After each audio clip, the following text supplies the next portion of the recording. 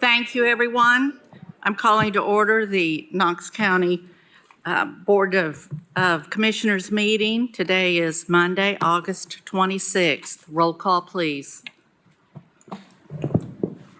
Commissioner Lundy, Here. Commissioner Darrett. Here. Commissioner Oster. Here. Commissioner Ward. Here. Commissioner Schoonmaker. Here. Commissioner Hill. Here. Commissioner Lee. Here. Commissioner Beeler. Here. Commissioner Daly. Here. Commissioner Jay. Here. Commissioner Frazier. Present. All members are present. Thank you. Also up here to my left is Haley Wilson and Kim Ellis with the clerk's office, and to my far right is Mike Moyers, Assistant Law Director. I'll now turn the floor over to Commissioner Ward for a devotional. Thank you, Chair. This is five, right? 1, 2, 3, 4, 5. Yeah, 5 of us. This is our last meeting. This is the last devotional of my career. It's been, Commissioner Beeler and I got to talk earlier at another meeting. It's been a different feeling than I thought I was going to be getting here to this point. So over the last month or months and days and even all today, people ask, how does it feel? What are you thinking? All these kinds of things. And my best friend and I had a great conversation over the weekend. And we were reflecting on the last 4 years and myself going on this journey and this chapter of my life. And one of the things he said was, you should be proud that you served and all the rest of these things, and that you're a good commissioner, all these things. And I reflected on myself and just try to be honest. And I said, I'm not the community leader that Commissioner Lundy is, and I don't have the attention to details that Commissioner Schoonmaker has, and I don't know every person, river, rock, and every story that Commissioner Daly knows, and I'm definitely nowhere near as eloquent of a speaker as Commissioner Beeler is. I've never really talked about my religion openly in public before, but I'm a very devout Catholic and very serious about my religion. And one of the things that I prescribe to is pride is a sin. So it's hard because I sin a lot because I get prideful about certain things. So Proverbs 8:13, the fear of the Lord is to hate evil. To fear the Lord is to hate evil. I hate pride and arrogance, evil behavior, and perverse speech. So one of the things I've thought about is, we were all given God gifts. We're all sent here for different reasons and different purposes. Commissioner Frazier and I had a great conversation earlier about the beautiful thing about this Board of Commission is we all bring different perspectives and we don't always agree with each other, but we all, I feel like, you kind of become a family, the 11 of us, as you go through different things. And these 5 commissioners in particular, we went through COVID together, which was a whole experience all within itself. So I do feel like, we were all sent here for a reason. I know I never wanted to be a politician. I felt a calling in 2020, and I'm glad I had this experience and served. I'm also happy to be going home to my family and spending more time with them. Today, my first son said his first sentence, which was exciting, and I had an ultrasound for my second son. I'm making a public announcement now that I'm having another child. So I'm going to have my hands full with 2 boys that are 2 years apart. So I've got some exciting chapters in my life, but I will say that I definitely missed this, and I'm very happy that God put all of you in my life for this chapter. So thank you. Thank you very much, Commissioner Ward. The Pledge of Allegiance now led by Commissioner Beeler, please. Would you please stand and render a proper salute to our nation's flag and join me in the Pledge of Allegiance? I pledge allegiance to the flag of the United States of America and to the republic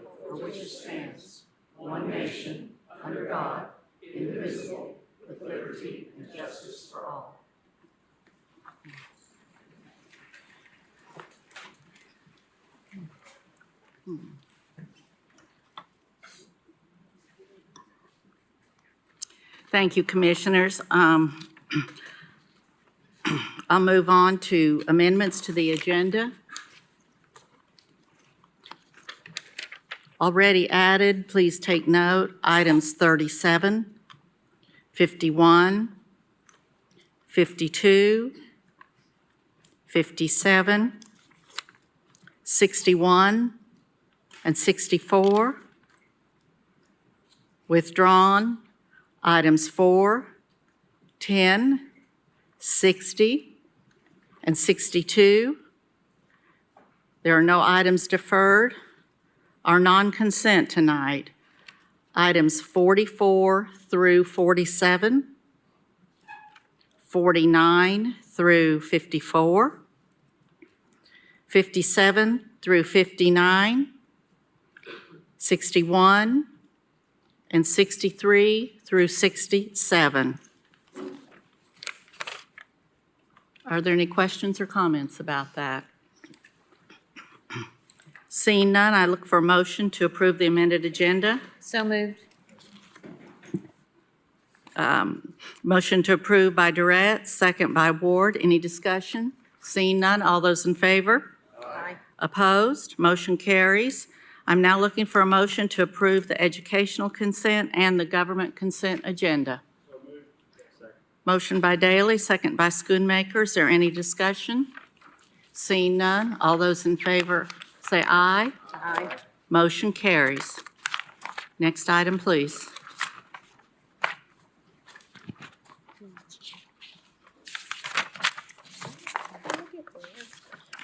Forty, 44.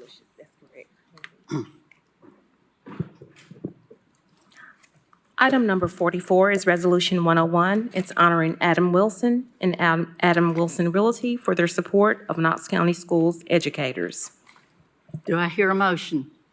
Motion to approve. Motion by Oster, second by Frazier, to approve resolution. All those in favor?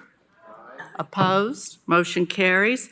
Adam, I think I saw you walk in. If you and any of your colleagues would come forward, we'd appreciate it.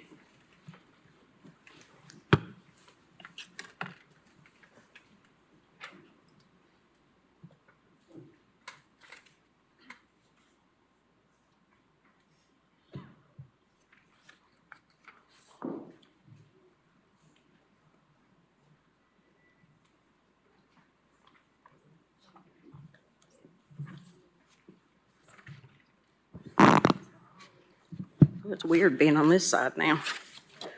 Okay.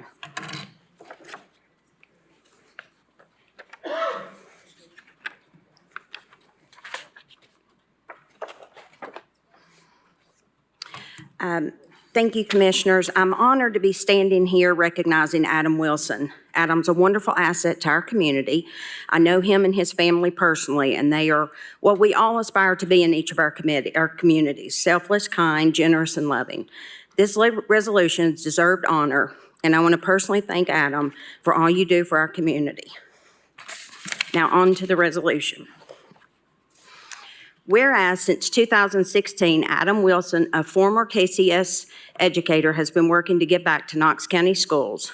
And whereas Adam Wilson and Adam Wilson Realty started the program now called the 4 E's, encourage, equip, and empower educators.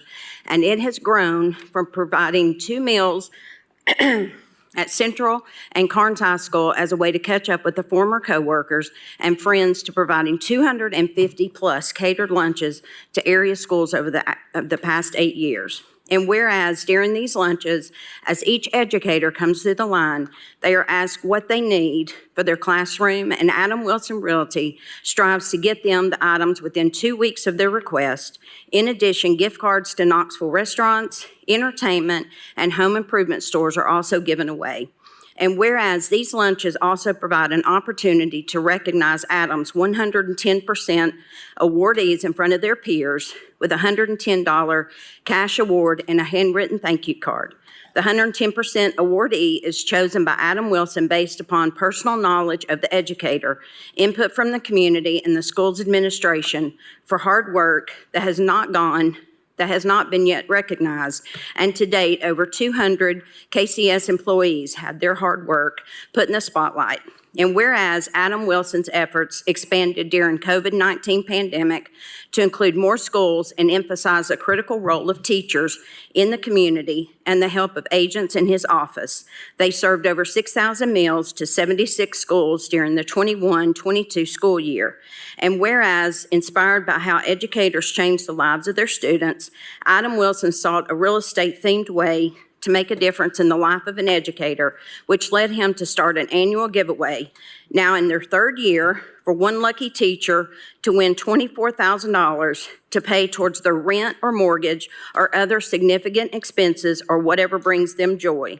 And whereas at the end of the 2023-24 school year, Adam Wilson Realty has commendedly donated over $475,000 to local educators, classrooms, and schools. And whereas the Knox County Commission wishes to recognize and applaud Adam Wilson and Adam Wilson Realty for their generosity and extraordinary efforts to support Knox County schools educators. Now therefore be it resolved by the Commission of Knox County as follows. The Commission of Knox County hereby honors Adam Wilson and Adam Wilson Realty for their passion and dedication to support educators and schools in our community. Be it further resolved that a copy of this resolution be presented to Adam Wilson and Adam Wilson Realty. Be it further resolved that this resolution is to take effect from and after its passage as provided by the Charter of Knox County, Tennessee, the public welfare requiring it.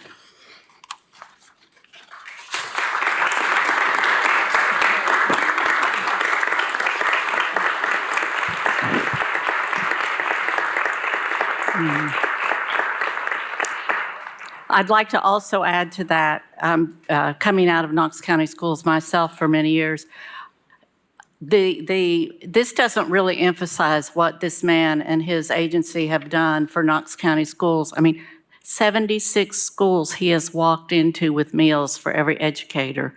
He shows up with the gift cards. He shows up when a teacher's having a bad day and awards them with something to make their day better. He shows up with a $24,000 check to give to one of our lucky educators every year to put toward their mortgage or put toward their rent. When I tell you there is no other man in Knox County that the schools are happier to see walk in, there is not when I speak to Adam Wilson. So Adam, thank you from the bottom of my heart.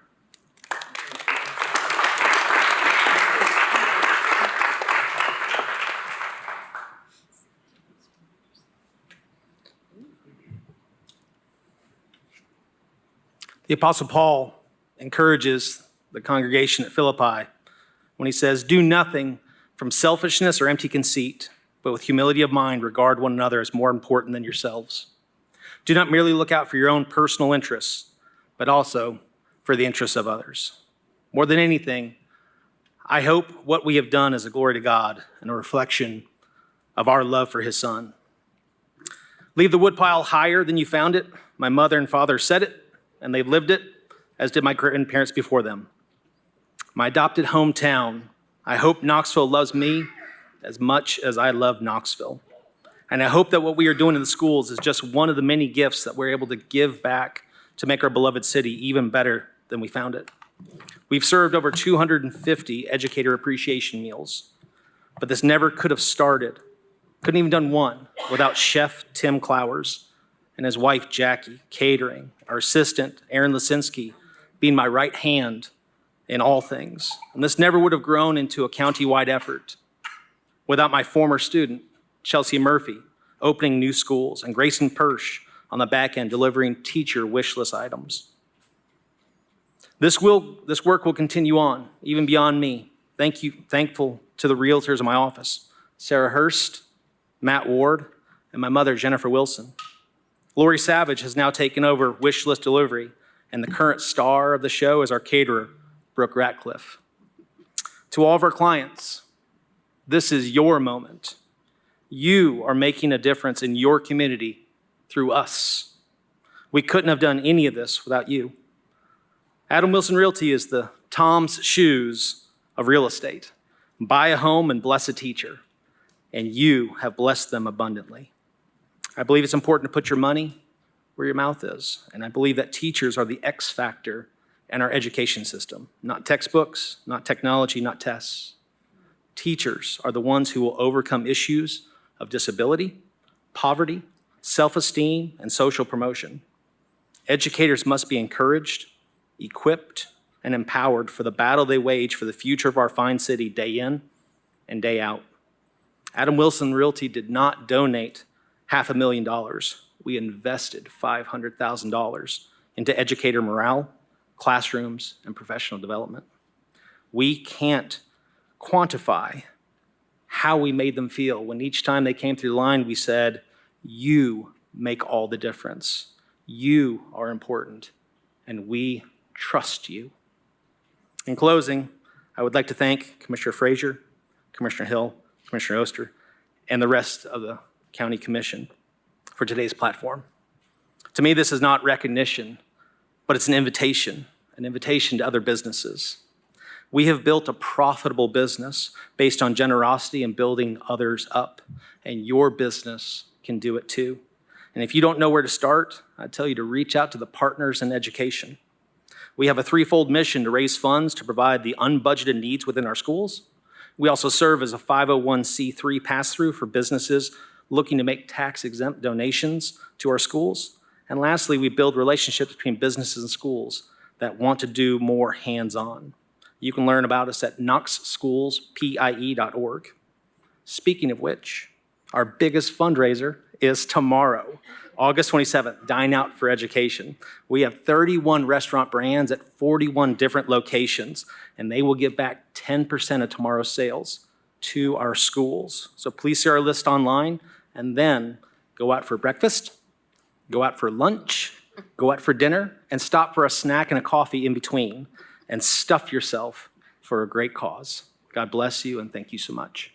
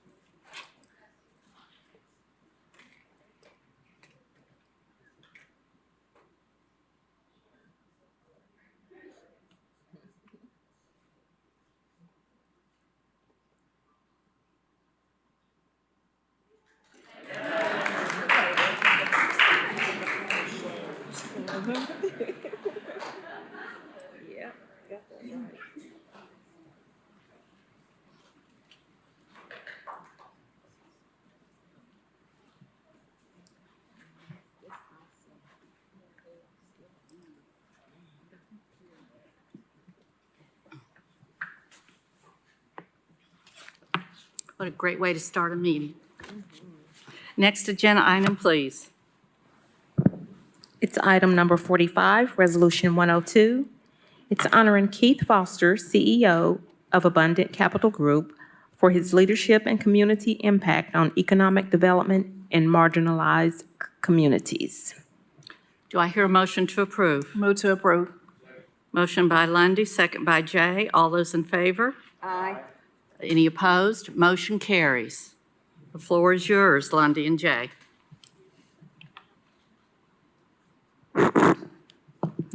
Well, it's such an honor to be here and to honor Mr. Keith Foster. As Commissioner Ward stated, you know I love my community.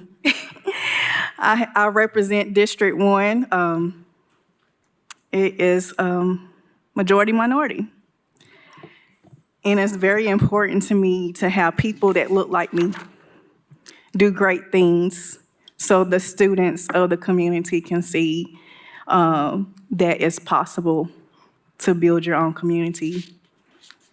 And Keith Foster is one of those that is building this community. And sometimes people don't know who the heroes are because they're too busy at work. When I pass by, he's always at the office. 10 o'clock p.m., car out there. 11 p.m., cars out there. I'm like, does he ever sleep? So I'm definitely grateful to have this opportunity. So I'm going to take this time to read this resolution. And I didn't practice this, so let's see if my reading skills are up to par today.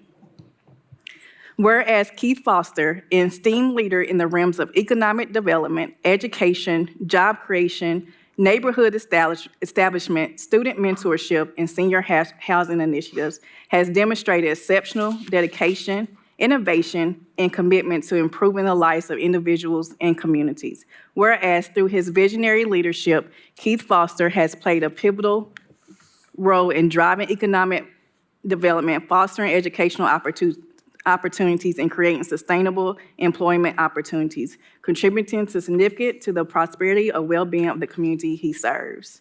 And whereas Keith Foster's tireless efforts in establishing vibrant neighborhoods, providing mentorships to students, and advocating for senior housing solutions have had a lasting and positive impact in enriching the lives of many and fostering a sense of belonging and community cohesion.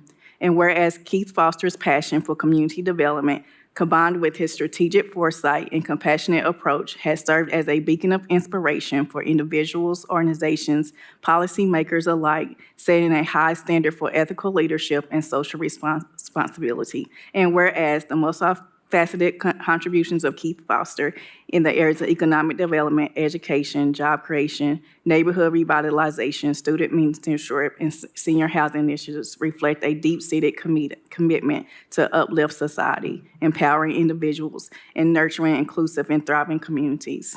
Therefore, be it resolved by the Knox County Commission that this esteemed assembly hereby recognizes and commends Keith Foster for his leadership, innovative initiatives, and substantial contributions to economic development, education, job creation, neighborhood establishment, student mentorship, and senior housing advocacy. Be it further resolved that a copy of this resolution be presented to you in recognition of your outstanding leadership, unwavering dedication, and profound impact on the well-being and prosperity of the community. And we thank you so much.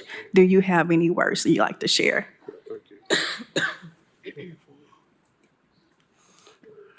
Thank you for having me here today, and honored to be here. And I just thank you, everybody that put this together, and I appreciate the opportunity to serve my community and all the people that's involved. I wrote a little something I'm going to say.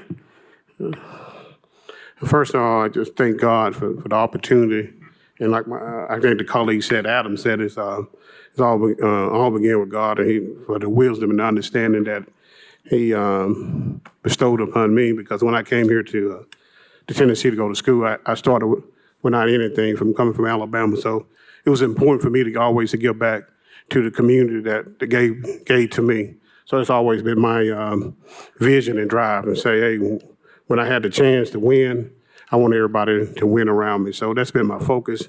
And Commissioner London and Jay, they've been here in East Knoxville with me, to see the vision.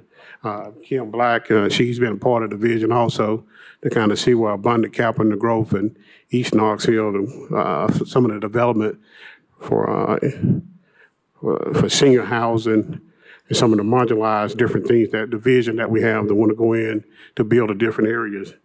Commissioner London, he's came out different times and came out seeing the vision, and he kind of knows the direction we want to go. So thanks to everybody that was involved, and we appreciate this opportunity. Thank you so much.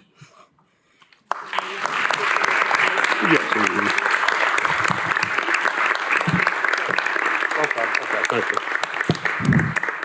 I do want to say one thing just to shout out. You did go to Knoxville College, right? It's still a surviving HBCU, but I want people to know that it's important to the community because Knoxville College did bring some great people to our city. Thank you. Thank you so much.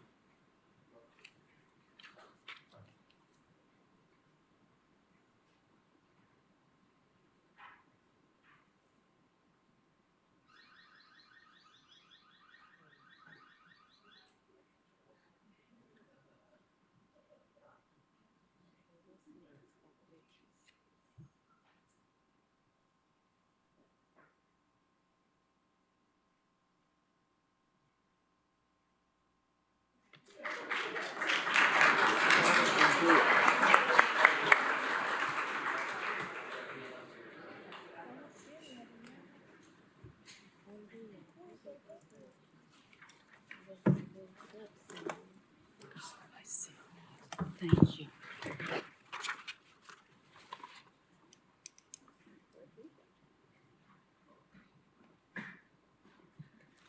Next agenda item, please.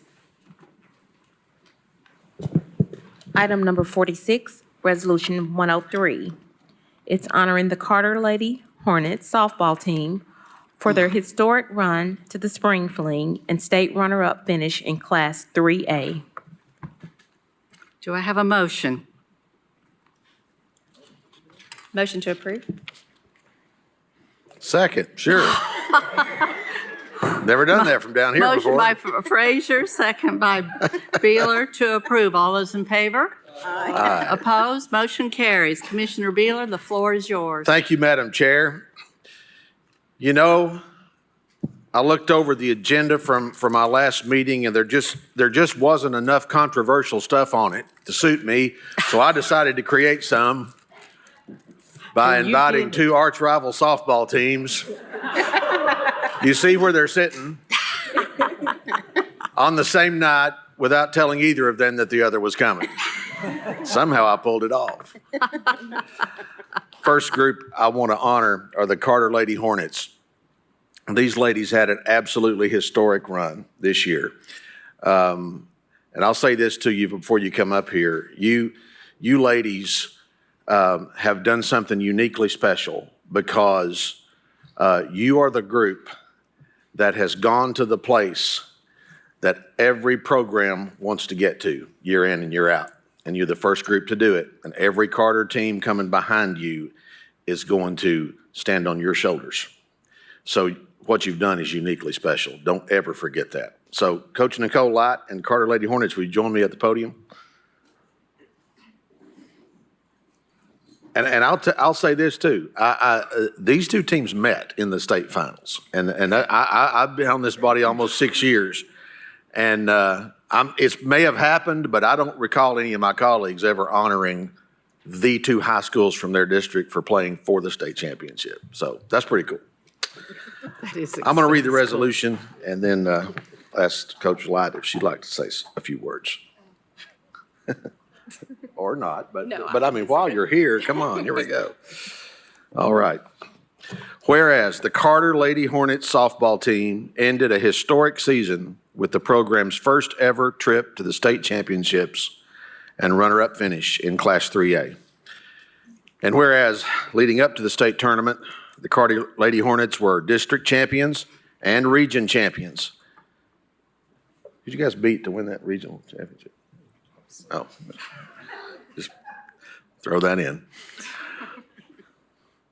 Whereas, in addition to the team accomplishments, several individual honors and awards were also achieved this season, including 5 players selected to the all 5-star preps team, 4 players selected as all-district, including District Offensive Player of the Year, Kayla Rucker, District Newcomer of the Year, Hayden Neely, and District Tournament MVP, Mulaney Etherton. And all state selections, Mara Yo and Kayla Rucker. Whereas the members of the team include Addie Freeman, Bailey Stout, Brooke Truax, Chloe Hicks, Chloe Wilson, Gracie Miller, Haley Evans, Haley Poston, Hayden Neely, Ivy Jones, Jenna Wilson, Kayla Rucker, Lauren Chamberlain, Maddie Lewis, Maggie Messer, Mulaney Etherton, Mara Yo, Marley Major, and McKinley Grubb. And the coaches include head coach Nicole Light, Chad Grubb, and Dan Needham. And whereas the Carter Lady Hornets softball team's hard work, talent, teamwork, and perseverance were all contributing factors to their successful season, and whereas the Knox County Commission desires to recognize and congratulate the Carter Lady Hornets softball team and all associated with the program for their first ever trip to the spring fling in program history. Now therefore be it resolved by the Commission of Knox County as follows. The Commission of Knox County hereby honors the Carter Lady Hornets softball team for an outstanding 2024 season, which culminated in a runner-up finish in the Class 3A state championships. Be it further resolved that this resolution be presented to the Carter Lady Hornets softball team. Be it further resolved that this resolution is to take effect from and after its passage as provided by the Charter of Knox County, Tennessee, the public welfare requiring it. Congratulations, ladies.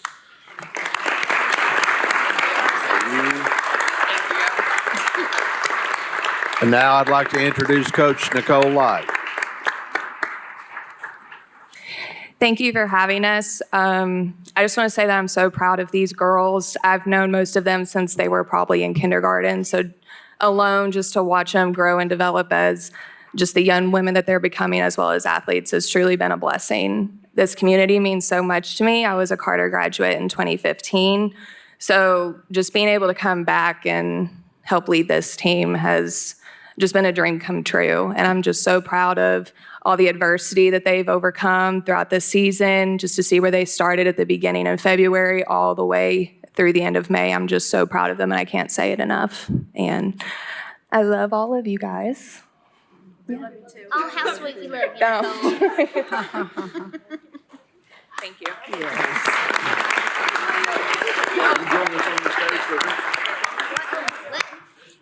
Congratulations. That's a wonderful, wonderful accomplishment.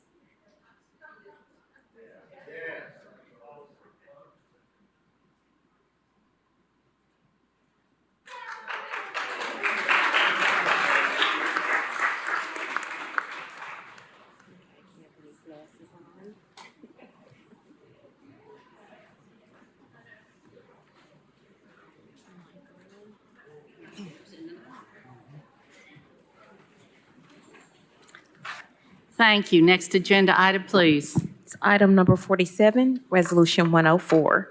It's honoring the Gibbs Lady Eagles softball team for winning their 11th state championship.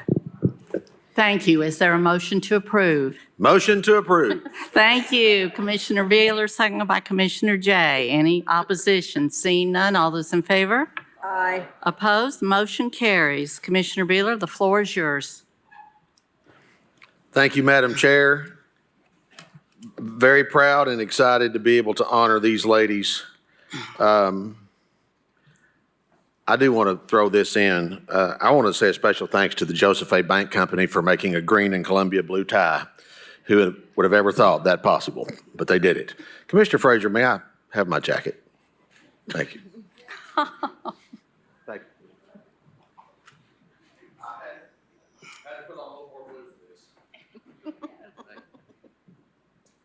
I will say that nothing makes us prouder to be from the Gibbs community than the Gibbs Lady Eagle softball program. As said, thank you, ladies. This is their 11th state title in program history. The first was won my senior year in 1983 as Coach Carol Mitchell's sister pitched us to an undefeated season and state championship my senior year. So I'll read this resolution, and then I will let Coach Mitchell say a few words. Whereas the Gibbs High School Lady Eagle softball team recently prevailed over Carter to win the Class 3A state championship title, and whereas this state tournament victory earned the Gibbs Lady Eagles their 11th state title in program history and first since 2017. And whereas with 11 state titles, Gibbs Lady Eagles softball is one of the winningest programs in TSSAA history, third most all time. And whereas the Gibbs Lady Eagles softball team ended the season with a dominating 33-12 record.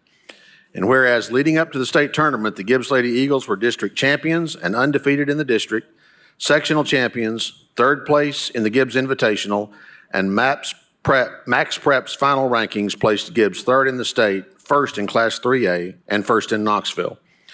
And whereas the members of the team include Madeline Rutherford, Jessica Dupler, Addison Merritt, Kennedy Hawkins, Nevaeh Large, Dakota Large, Jade Bell, Sophie Gibson, Savannah Mello, Maddie Whaley, Callie Rice, Tori Bumgardner, Brianna Baker, Delaney Nichols, Ella Lawhead, Shelby Williams, Alexis Jones, Lacey Keck, Macy Wolf, Malia Smith, Taylor Selby, Haley Keck, Riley Johnston, and Skyland Luttrell. And the coaches include head coach Carol Mitchell, Alex Walker, Andy Hibbett, Sierra Huckleby, and Bob Solomon. Whereas this season was a testament to the team's perseverance, unity, and determination as they faced numerous challenges and obstacles, but never gave up. And whereas the Knox County Commission desires to recognize and congratulate the Gibbs Lady Eagles softball team and all associated with the program for capturing their 11th state championship title. Now therefore be it resolved by the Commission of Knox County as follows. The Commission of Knox County hereby honors the Gibbs Lady Eagles softball team for an outstanding 2024 season, which culminated in winning the coveted Class 3A state championship title. Be it further resolved that this resolution be presented to the Gibbs Lady Eagles softball team, and be it further resolved that this resolution is to take effect from and after its passage as provided by the Charter of Knox County, Tennessee, the public welfare requiring it. Congratulations, Lady Eagles.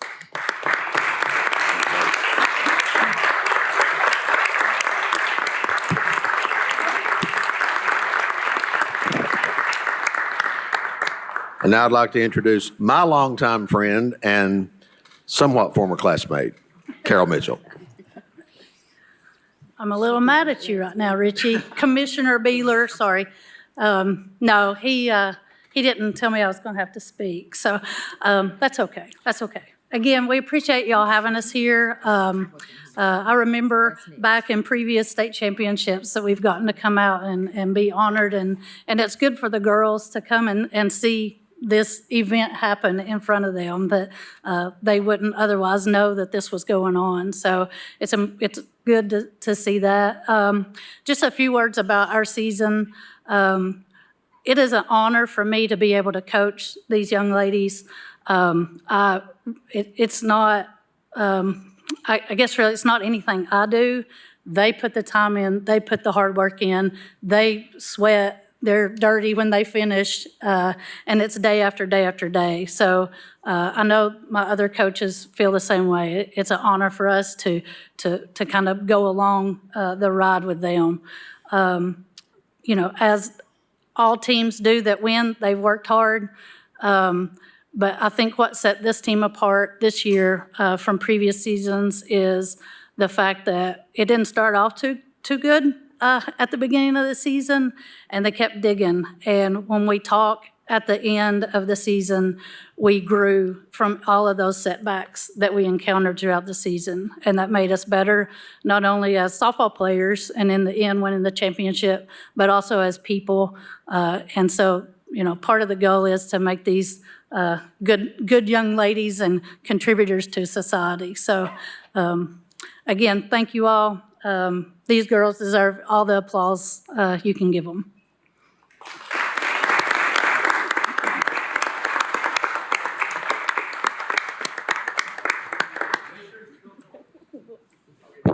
I promise you in the audience, we don't typically have this many.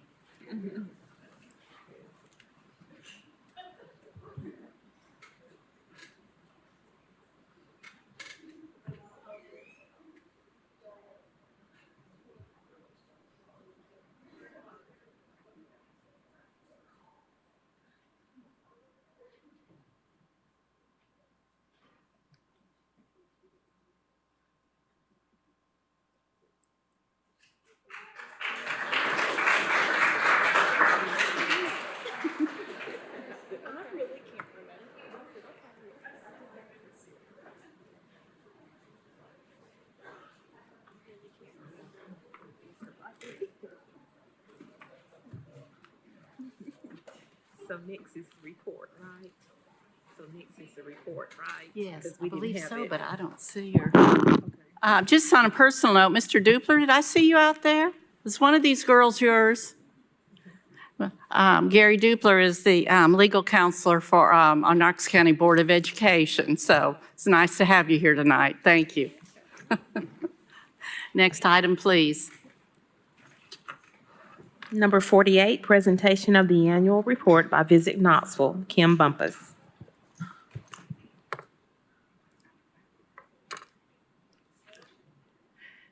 Thank you, Kim. You're welcome here. I'll have Commissioner Jay if he'd like to open this item. Thank you, Madam Chair. The team at Visit Knoxville does such great work, and we tend to get little bits and good news here and there and announcements that come there. And during a recent visit earlier this summer, I asked Kim and her team to come and just give us an annual report. How'd we do? Where are we going? What's next? I think of all of I think the only budgetary line item that we continue to celebrate is the hotel motel tax. I think it's literally the only one we get excited about because they do such a good job at it. So I welcome you and I appreciate all the work. Awesome. Thank you so much. And I mean, you gave me a tough bill to follow. I was some awesome resolutions there and some celebrations. So thank you. I'm Kim Bumpus, president of Visit Knoxville, 301 South Gay. I'm joined by Chad Culvers behind me. He's our senior director of our sports commission and convention sales. It's a very long title. Say it real fast 5 times. With that said, we're here to just kind of give you an update and if you have any questions, but I've put some materials in front of you. I'm not going to go through them line by line, but I am going to give you some high-level overviews. So the report in blue, that is our annual report. And that is what we share at the end of every single fiscal, which we are on a July 1 through June 30th fiscal year. And that's how we run as your Convention and Visitors Bureau. So our sole goal is to drive tourism. And tourism is the #2 industry in our state, and Knox County is the 4th largest producing county. So we're kind of holding our own, but this is how we report to it. And anyone in the audience that's listening, these can all be found on visitknoxville.com under media public notices. We put up all of our roadmaps and annual reports.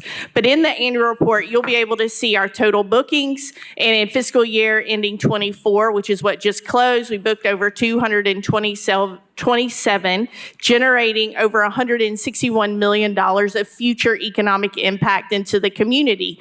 That does tie to the report in green. That's the roadmap. So we've just started fiscal year ending 25. And so on any given year, we book over 200 events in the year for future years while servicing, hosting, and partnering over 350 events in the year for the year, including all of our local festivals.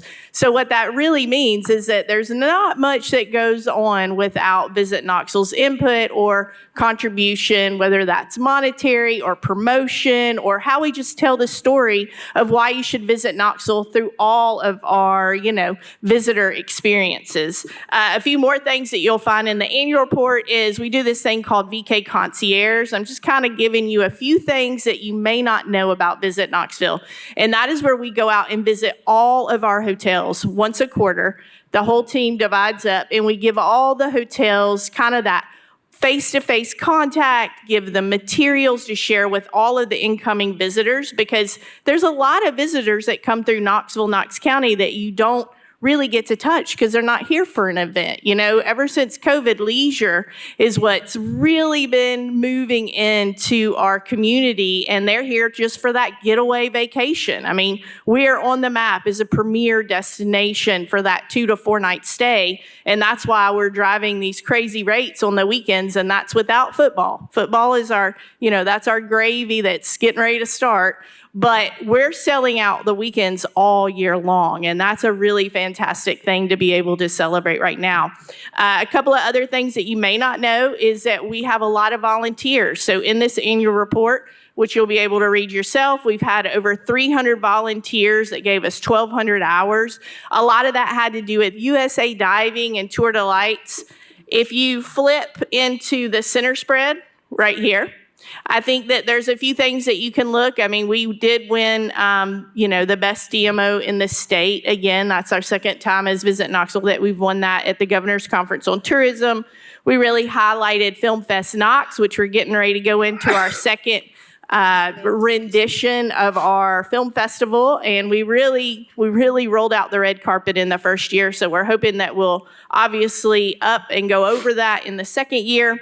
A couple other things, USA Olympic team trials for diving was in Knoxville. We got primetime exposure telling the story of why you should visit Knoxville through diving. And Chad, was it 10-meter synchro?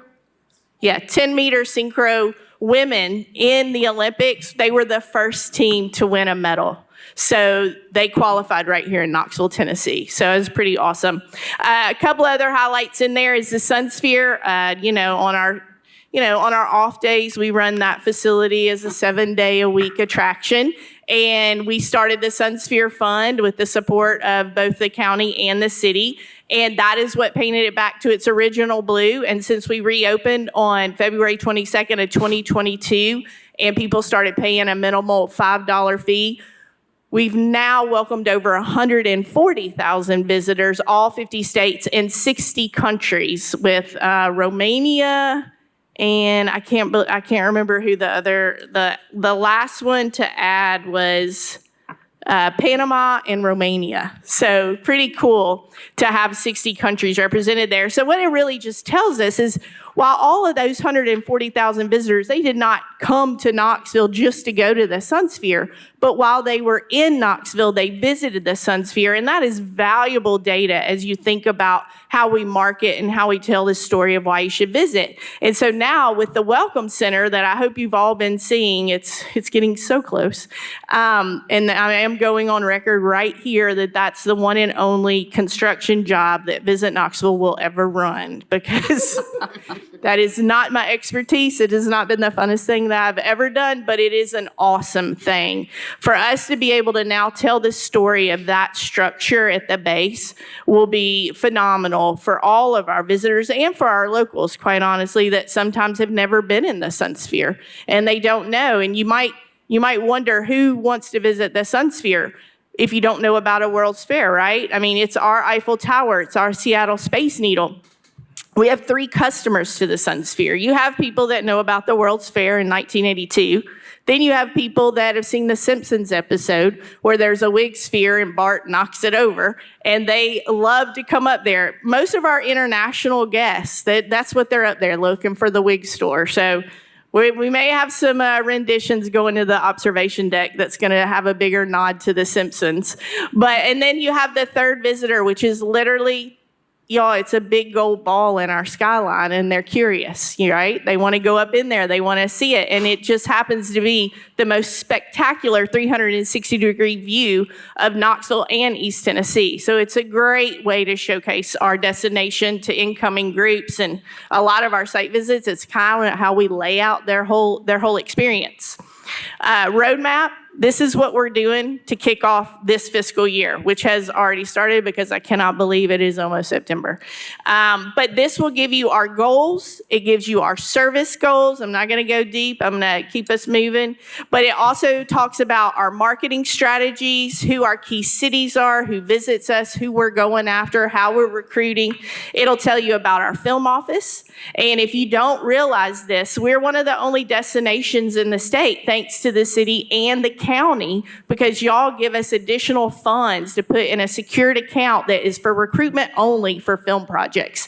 That's kind of how we got the Burt Reynolds movie here. We've gotten a ton of Lifetime and some Sony pictures here, which, sometimes Knoxville is a character, but you can always recognize Knoxville when you see these productions. But without that fund, you wouldn't see some of that coming to Knoxville. So that is a really great gift that we have here with our film office. And now with Film Fest Knox, it's telling the story across the entire country. And Film Fest Knox, we did not just create a film festival to have a film festival. We had that for a long time under, different leadership, and that's great. We wanted a tool on how can we recruit more business. So we have a really, really unique space right now because we are a producer-centric film festival. So we're really inviting these people here to compete, and we have great partnership with Regal, and we couldn't do this without that winning prize being an Oscar qualifying run. But what we're really doing is entertaining them and showcasing Knoxville on how we can lay out for their next production. And so that's been a really, really successful thing. And now that some of these strikes are over and, settling out, you're going to see a lot more production going on from a film perspective. A few other things, visitor services, that'll give you the highlights around the Sun Sphere. K-Town Connect, I went ahead and put this out for you. These are our ambassadors that have really changed the game on how to tell this story about making connections. It makes all kinds of connections. They can provide services that you can see on the back from, if a visitor needs information, if the unhoused needs access to resources. These are all things that we do with the K-Town Connect ambassadors, and we did just expand to the University of Tennessee. So that's been a really exciting thing, and visitors love it. They love it. I mean, I like to call them K-Town Connect because we help with the branding, but quite honestly, everyone calls them the green shirt people, and apparently the green shirt people are really friendly. So they love it, and they operate out of Visit Knoxville, so that's also another added value to our visitors. And then outside of that, we help with concerts. So, we have the Morgan Wallen concert that's now sold out for 2 full sold out stadium shows, or, Neyland. And it'll be an amazing event, but it's a lot of people. So obviously it's just an economic driver. And then Sports Authority and the stadium opening is really exciting because there's a lot of events we'll be able to put in there outside of just assisting how we tell this story through baseball and soccer of why you should visit Knoxville.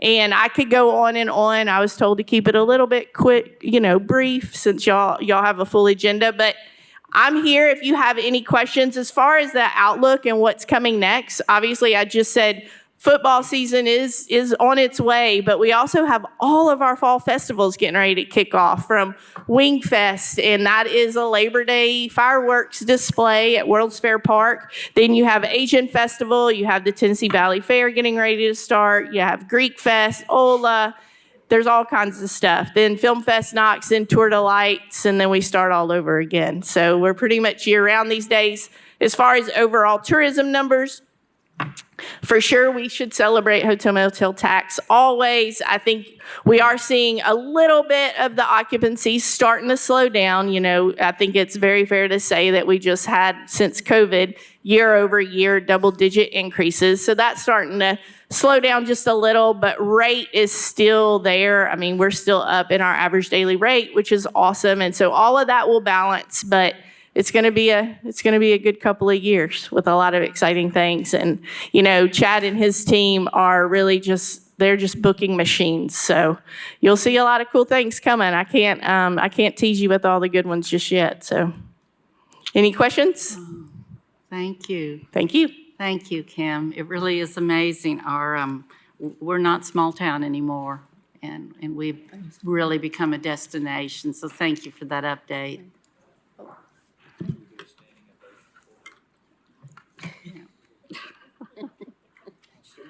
All right. Next agenda item is a public forum, and is typically the people that have signed up for agenda items. I wait until that agenda item is called, and everyone is on here is signed up for item 49, so it will just be momentarily.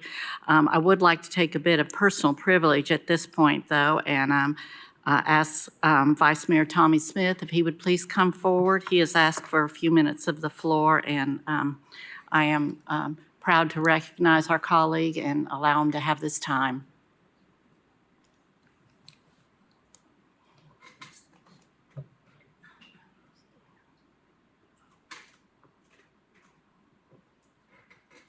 Thank you, Chair, for the privilege. I appreciate it. It's my privilege to be before you. Councilman from the 5th District, or Commissioner from the 5th District, referred to me as Troubles one time, so I'm here for a little good trouble, if that's okay. I'm here both as City Councilman and 1st District of the residents of Knox County, as a resident of Knox County. I want to thank Commissioner Daly for his service and offer some gratitude for the manner in which you've served South Knoxville. I obviously appreciate all your service and know full well what's involved in this job, but I've had the benefit of working closely with Carson over the past few years. life puts us together with people in these chapters, and we don't always get to choose who they are, and sometimes a surprise comes along. I've had the privilege of working alongside County Commissioner Daley as a co-caretaker of South Knoxville. And as this body knows, you can find many things to disagree on. And if you're not careful, as Mr. Ward said, you can find yourself operating out of pride instead of service. But it takes effort and collaboration and knowing when to shut the heck up to make progress on something together. Carson, we are different in many ways. You're a fan of firearms, and I like craft beer. But we've been able to work together on plenty of things. Small businesses, zoning matters that cross the city and county lines, and litter reduction.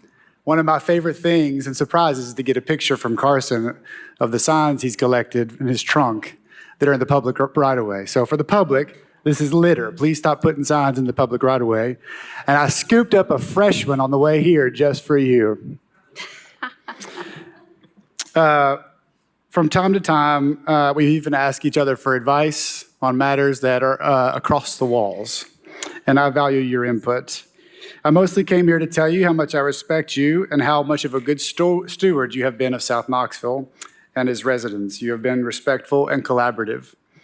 I'm glad the Lord saw fit to put us together in this chapter, and I thank you for your service. I think that we set a good example of how to work in this little corner of the world. So I'm grateful for your service for South Knoxville, and I'm proud to call you a friend and a colleague in good trouble. Cheers to you. Thank you. Thank you.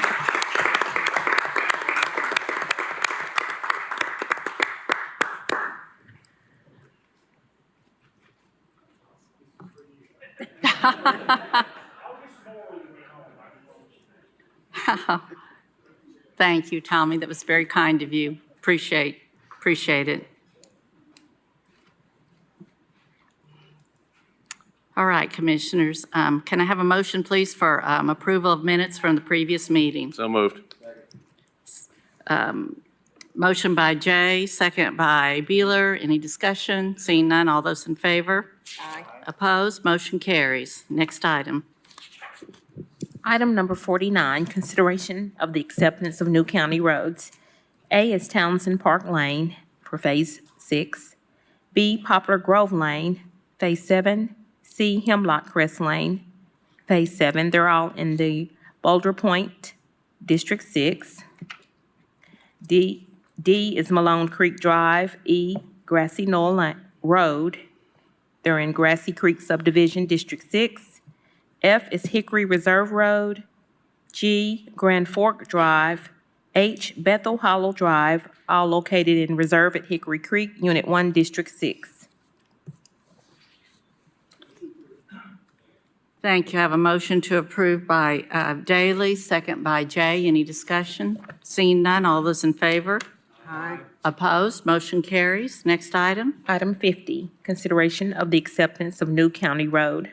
Portion of Gliding Hawk Lane, located south of Hardin Valley Road and east of Greenland Way in Commission District 6. Cost to repave, $38,100. Thank you. I'd like to make a motion to approve. Second. Motion by Hill, second by Frazier. Any discussion? Seeing none, all those in favor? Aye. Opposed? Motion carries. Next item. Item 51, consideration of the closure of a portion of Lobetti Road between Jubilee Farms Way and Ball Camp Pike, District 6, on first reading. Thank you. Before I make this motion, Drusilla, if I could ask you to please put the map up that I had sent you earlier.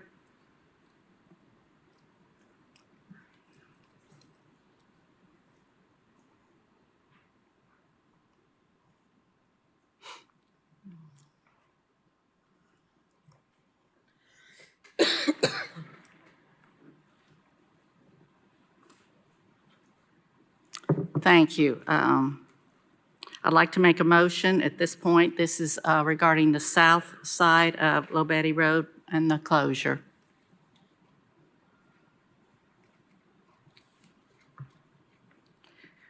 Second. Motion by Hill, second by Oster.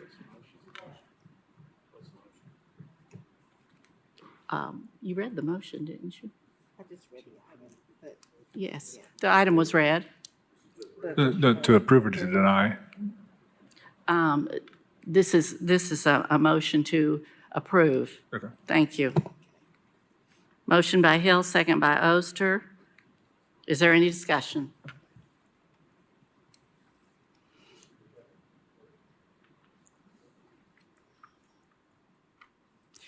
This is the, this is very difficult to see. This whole thing, this item and the next item circle around the new Shod Road that's being built. If any of you all from other districts have driven in that area at all, it has been a real challenge, to put it lightly. They are in the finishing parts of this road. Shod Road is going to be the new connector. Eventually, it will go from I-75 all the way to I-40. This piece that connects will go from Oak Ridge Highway, Shod Road and Oak Ridge Highway, and come out at Middlebrook Pike. This is the new section we're talking about now. Mr. Snowden, if I could ask you to come forward, because you may have to fill in some blanks for me. But in this process, there's been quite a bit of confusion about the way cars have been rerouted. It's been totally unavoidable as they're trying to finish little sections of the roads here and there. So that's created a lot of misinformation. But if you would please, at this point, direct the south side closure and reasoning behind that, please. Yes, be glad to, Madam Chair. Yes, as part of this item, the section on the lower side, on the south side, where the roadway would be proposed to be closed, was identified in our traffic study for a multitude of safety reasons. Anybody's familiar with the location, the intersection of Ball Camp and Low Betty, it's very steep, so when you're in your vehicle, you're sitting at a very steep grade, which makes line of sight problematic. In addition to, you have that very close proximity of the railway. You have poor lines of sight down that railway, so we would want to terminate that right-of-way up kind of where you see that driveway go up to the to that larger piece of property would be where we would terminate it, so no one could ever get down to that rail crossing or that intersection. One of the other benefits that this will have is that's a CSX rail line. They certainly want to encourage the closure of at-grade crossings. We've talked to them, and preliminarily, they have said that if we close this to traffic, that they would donate the services and labor and material to install lights and gates at Bakertown. Obviously, Bakertown closing this there's going to be more traffic onto Bakertown, obviously. We're working with a developer that has a nearby development that's going to have to widen that section of road. As Commissioner Hill may have mentioned, there's an offset at Bakertown at Ball Camp Pike. We're going to, as part of our plan in partnership with the developer, we want to align that road to allow for a straight movement. And then hopefully the railroad, if this is closed, would then take on the expense of adding the lights and gates, which I think it has lights now, but it doesn't have gates. So it's a partnership with the railroad. We think that the facilitation of this closure would really allow us to improve Bakertown in a much better fashion for the traffic that ultimately will be on it. So that's a little background and hopefully some context. Thank you. Drusilla, is it possible for you to move the map a little bit to the right so that Bakertown, that road, the other way? There you go. There you go. Bakertown is the crossroad to the left. If I had my pointer, I would be pointing that out. Before we get into any further discussion, if there is any, I have 4 speakers signed up. I'm making the assumption that you all are here in support to speak mainly to the north side of the road. If I'm incorrect and anyone needs to speak to the south side, please let me know. That's the next item. Yes, sir, please come forward. If you'd give your name and address, please, sir. Hold on a sec. Hey, hold on. Got to hit the button with the little guy on it. My name's Scott King. I live at 3425 Low Betty Road, which would be north of Ball Road. My family's lived there since 1956.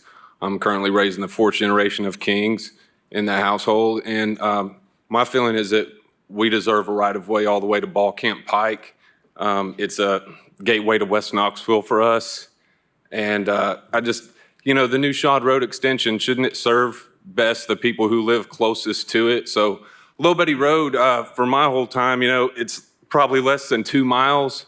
It's been my neighborhood dead-end street, and it still is to us. Now, it's become a major passageway, and it's key for everyone who lives in my community to be able to get from Ball Road to Ball Camp Pike, and having Shawd Road doesn't really change that.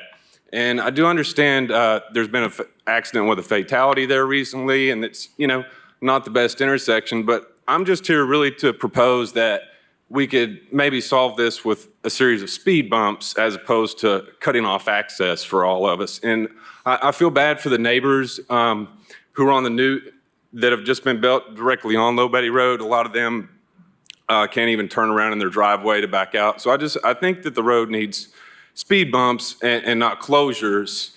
And I would just ask the commission to consider that as an alternative. Thank you. Thank you, sir.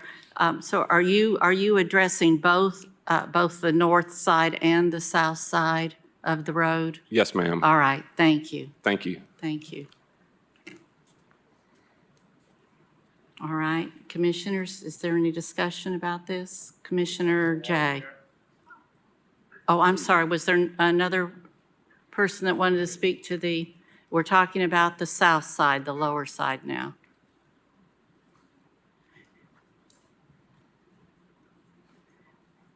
I'm interested in both of them. I live on Low Betty. I don't want either one of them closed. All right, if you'd give your name and address, My sir. name is Randy Fox. I live at 3504 Low Betty.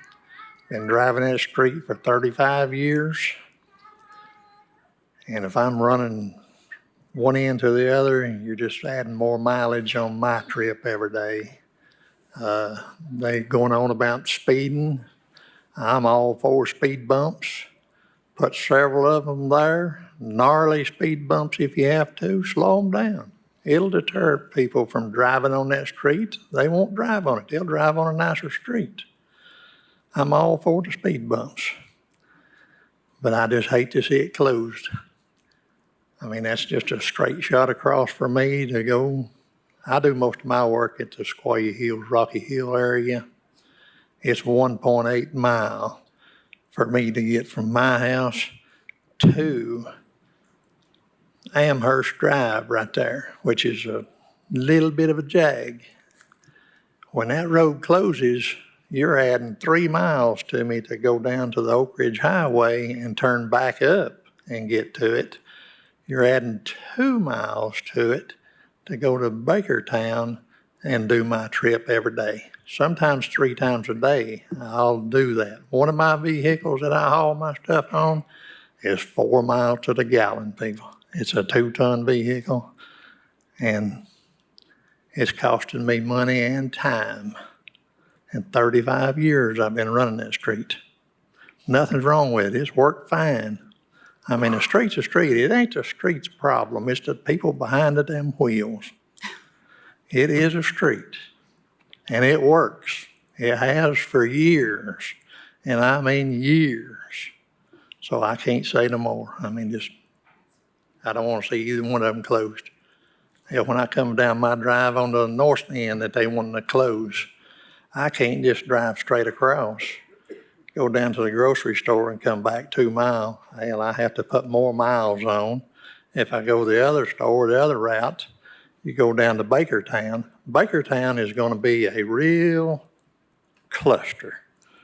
I mean, time those apartments and all's in and that commercial on the Bakertown side, there's one, they done broke ground on one subdivision right at the end of Bakertown. One's working right now. They're building on one. They're breaking ground on another one. And as soon as it gets started good, there's 2 more right there close to Bakertown.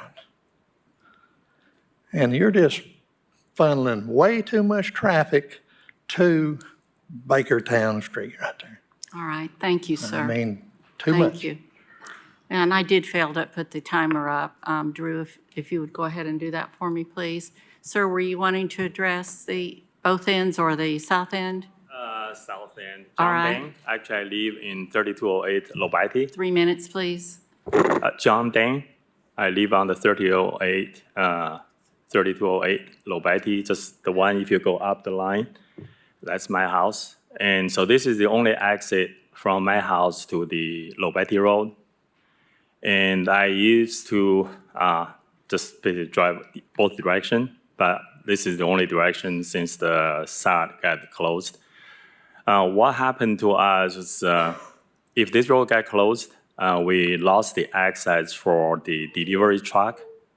And if you see the angle there, and I had a couple of deliveries, if they came from the Ball Road, they could not turn in. So what happened was they had to go out of it from the south end and make a turn somewhere else and then come back. So for delivery medium truck, they have to use the south end to come into my driveway. So to me, it's a necessity. It's not just like it or not. So I hope that can be considered for engineer purpose or for any reason. And we need that access to go into my road. And that's the only access I can go out, either to the ball camp or go to Shad Road. All right, thank All you, right. sir. Thank you. Yes, sir, to address the south side or both sides? To address the south end or both ends collectively, sir? Myself? Yes, sir. Both ends. I'm opposed to both ends. All right, thank you. My name's Robert Jenkins. I live on 3404 Low Betty Road and been there 36 years. And I'm kind of like Randy. It's been a major crossroad for us. I've never had an issue with the road, even at the railroad track. I have plain view down both sides of the railroad track as far as crossing it goes. I've never had an issue there. I'm just opposed to that because of living in the neighborhood and having access to West Knoxville. And I think, like Randy, if we have a overload on Bakertown or we have an incident or something on that end, we kind of need another access, another crossroad to get to where we need to go. That's pretty much all I've got to say, but I've been there for a long time and I just like to, the road is really handy for us. It's important for us to have, and I just, bumps would be fine with me. Slowing everything down, keeping people slowed down, as far as that goes, I'm all about that. So that's my take, and I appreciate your time. All right, thank you. Anyone else that wants to address the entire road or specifically the south end? If you'll come forward and give your name and address, please. My name's Dan Guard, 3304 Low Bay Road. My wife's family has owned from the New Shod Road all the way to Ball Road since 1948. I can remember when Low Betty Road would have 2 cars a day on it. I can remember sledding on that road for a whole week and never a car come up it. I know that that's an inconvenience for all the neighbors that's been there a long, long time. We've been there a long, long time. It is an inconvenience. But this is about a safety thing. We've already had a UPS man that's lost both legs right there at the corner of Low Betty and Ball Camp within the last year. Got 3 small children. He'll never work again. Not only that, it's hard to get across those tracks there. It's always been a blind track right there. Jim talked about this whenever they was buying the land out there, that he wanted to close Low Betty Road plus Bakertown Road at that time. And even in the recent years, he said, we would like to close both roads for safety reasons. This is not a new issue. This has went on for 20-something years that they've said that they wanted to do that, and the time would come whenever we would visit this issue. And I understand, you know, it is very convenient. I'm within 150 feet of the new road. Very convenient for me to cross that or get home. But this is not about convenience. We've already had people hurt. There's driveways on the north side of the new road. The first one is within 77 feet. They're going to back out of them driveways. It's the only way to get out of the driveways. Cross both lanes of traffic on Low Betty. So by the time you count their car, you're within 50 to 55 feet of crossing that road, and that's a blind hill. They have lowered the road there 22 feet. It was originally supposed to be lowered 26 feet, but because of rocks, and I'm sure of the cost of it, they couldn't do that. But it's still, they've just moved the blind hill, which is better than it used to be. They've just moved it down where it's right at the crest of the new road coming through. I appreciate all you commissioners. I've told some of you before, there's something wrong with you to take this kind of a job to listen to all this bickering. But I do appreciate it. I would help any one of you I could, but I don't want your job. Thank you. Thank you, sir. Are you here to address the south side or specifically both sides? The north side. All right, if I could ask you to please wait, that's the next agenda item. Thank you so much. Anyone else that wants to address the south side or collectively both sides? All right. Commissioners, do we have any further questions? Commissioner Frazier. Thank you, Madam Chair. Director Snowden, there's been a lot of mention of speed bumps. Is that even an option? But isn't this kind of a steep area? Please tell her I called you about that.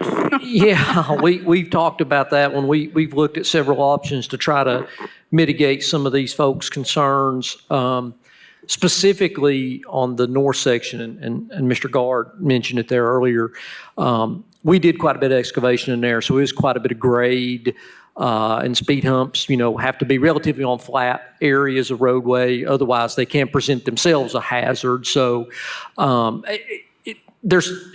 there are some places we could put speed humps, but I don't think where we would end up putting them would ultimately solve the problem based on the geometric constraints we have to place them. Thank you. Thank you. Commissioners, are there any other lights? I see no microphone, no other. I will tell you specifically addressing the south side of the road, that is really a horrendous three-way section there.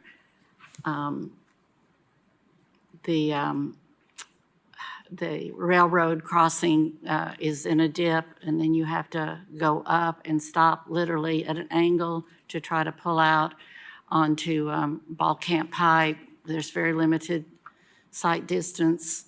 It's just not a good, it's never been a good area to try to merge with traffic at all. The comment from the one gentleman about the statement that if it were closed on the south side, that there would be no other access. The distance from Shod Road to Ball Camp, again, looking at the south side, actually, I didn't specifically measure that, but it's under a half of a mile. It's probably, Jim, would you happen to know exactly what the distance on the south side is from Shod Road to Ball Camp?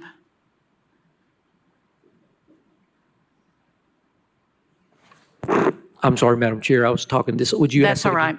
I measured the distance from Shod Road to Ball Road on the north end. I failed to measure the distance from Shod Road to Ball Camp on the south end, the length of that road, Low Betty at that end.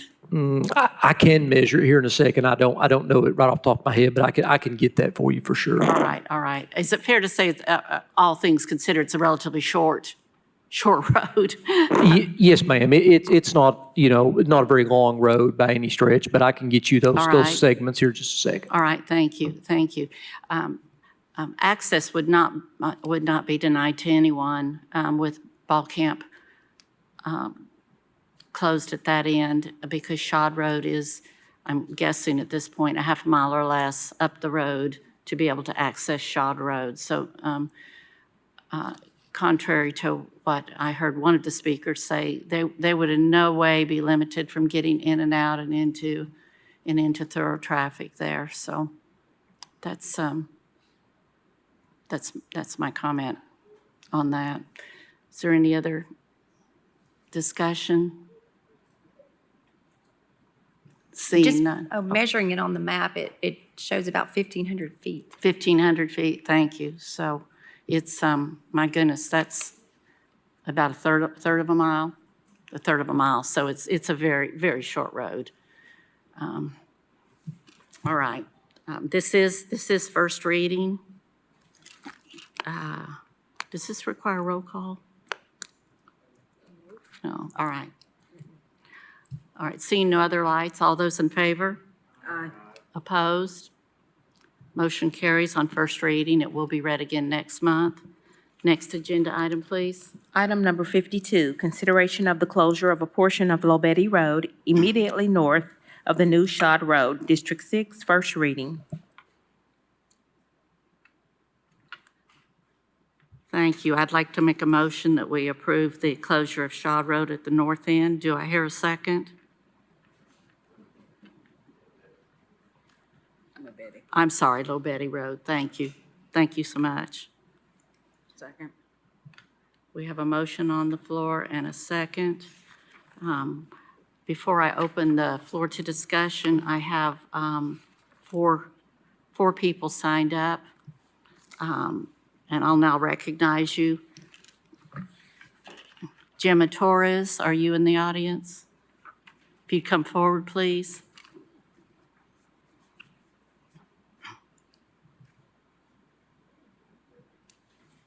If you get your name and address, please. You have 3 minutes. Gemma Torres, 6565 Carricade Lane. Pull the mic down. There you go. Gemma Torres, 6565 Carricade Lane. I live in the Carricade subdivision. I just wanted to kind of clarify a couple of things because the HOA was kind of called out. When you visited us, it wasn't a formal HOA meeting, but you had given us some information about the Shad Road, and I want to thank you for that. Did a great job. You gave us the opportunity of 3 different scenarios that could happen. The closure of Lobetty, to do nothing, or to close Ball. And so you asked us to take a poll of the community, which we did. And the majority of everyone that did the poll on Facebook and on the HOA page agreed that they thought for safety, it would be best to close Lobetty. The reason for that is Lobetty at Shad At Road. Lobetty at Shad, yeah. If you go up, as you're traveling up Lobetty, even if you're not going to be able to get across Lobetty, there's only going to be a stop sign. There's not going to be a stoplight. So it's going to be very dangerous because that road comes up. It's kind of comes up in a hill. Are you talking about Shad Road? You're not going to be able to get across so coming Shad Road? across Shad, coming across Shad to turn left is going to be very dangerous. Also, like Dan was saying, those people that live on Lobetty, they're not going to be able to get out of their homes if we have tons of vehicles coming down to access Shad on Lobetty. So those people that live in those homes, how are they going to get out in the morning? Because the most traffic is going to be in the morning, commute time, and in the afternoon. So really, when we were looking at it for safety only, not for convenience. And I think that it's really important to take into consideration those people that live on that street and their safety and their children that live in those homes, because it is going to be a very dangerous road. So I am all for the closure of Lobetty at Shad. All right. Thank you. Thank you, ma'am. Kevin Martin?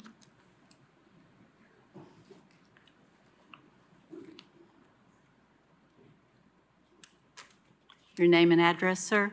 Kevin Martin, 6537 Carricade Lane. Madam Chair, esteemed commissioners, I am for the closing of Lobetty Road at Shad. And, you know, when I first heard about that, I was kind of against it because I felt like we were going to lose some convenience of getting onto Shad Road. But thinking about it more, and like Gemma said, coming up and looking to the left, and you got that blind hill coming up there, having to go across 2 or 4 lanes of traffic to get to the other side of Shad onto Lobetty Road, where Lobeti Landing is, I think it's going to be just very dangerous. You know, we live in Caracade, and we have a daughter who lives in Lobeti Landing, so you'd think that we would want that open for easy access. But for safety, you know, my wife goes over there 3-4 times a week or more because she babysits for my grandkids. And I don't want her to have to come up there and try to cross that lane of traffic, you know, early in the morning when there's all these people coming down Shawd Road and you know, end up getting hit. You know, to have to go down to Bakertown, it's only going to be another half mile or 3/4 of a mile to go down there to get over to Lobeti Road. And like she said, because, like Jim said, because there's not going to be a light there, it's just going to be more dangerous to get out. People are going to get onto Lobeti. They're going to be backed up all the way over to Ball Road. We won't be able to get out of our subdivision. The people that live on Lobeti won't be able to get out of their driveways. It's just going to be a total nightmare. And I don't know if all of you commissioners, how long you have been here, but if you might remember, there was an intersection at Center Point Boulevard and Pellissippi Highway that years ago came across Pellissippi Highway, a blind hill coming down there. There were numerous accidents and numbers of fatalities. Finally, that road was closed, so that eliminated that situation. So I implore you today to do the right thing and close that intersection to prevent that same situation occurring on Shawd Road off of Lobeti. Thank you. Thank you, sir. Michael Davis?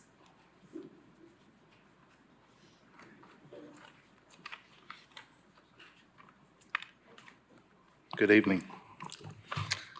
Ladies and gentlemen. Give us your name and address for the record. I'm sorry. My name is Michael Davis. I live at 6564 Caracade in the Caracade subdivision. Ladies and gentlemen, esteemed members of our community, today I want to discuss a matter that is not just about our roads and traffic, it's about our safety, our community, and our future. The proposed closure of Lobeti Road in relation to the new Shawd Road extension is a critical decision that we must consider carefully. I stand before you to advocate for this closure, emphasizing on the undeniable benefits it will bring to our neighborhood. First and foremost, safety is paramount. As we know, intersections can be hazardous, especially when busy roads meet residential areas. The new Shawd Road extension will inevitably increase the traffic flow, and with that comes a heightened risk of accidents in the intersection with Lobeti Road. Closing this road will significantly reduce the number of vehicles navigating through our neighborhoods, minimizing potential conflicts and safeguarding our residents, especially our children and our elderly, who are the most vulnerable to our streets. Imagine a community where children can play outside without the fear of speeding cars whizzing by. Picture families walking their dogs and riding bikes without the constraint and anxiety of navigating through heavy traffic. By closing Lobeti Road, we can create such a community, one that prioritizes the well-being of its residents over the convenience of through traffic. Moreover, the closure will benefit our local environment. With fewer cars on the road, we will see a decrease in air pollution and noise levels. This will lead to a healthier living space for all of us. The quieter streets will encourage outdoor activities, fostering a more vibrant community spirit. We need to cultivate an environment where families can enjoy their surroundings without the constant intrusion of traffic noise and pollution. Another crucial point to consider is the impact of emergency services. First responders need clear, navigable routes to reach those in need swiftly. By closing Lobeti Road, we can streamline traffic flow, allowing emergency vehicles to access neighborhoods more efficiently. This is not just about convenience, it's about ensuring that help arrives when we need it most. Furthermore, closing Lobeti Road will enhance property values in our community. Safe, quiet neighborhoods are attractive to potential home buyers. By prioritizing safety and quality of life, we can make our community more desirable. benefits all current residents and future generations. Now, I understand that change can be daunting. We may face concerns about access and convenience, but we must weigh these against the long-term benefits of safety to the community, well-being. It's essential that we come together as a community to support this initiative, advocating for a safer and more enjoyable living environment for ourselves and our children. In closing, I urge you to consider the positive implications of closing Labette Road to the new Shad Road extension.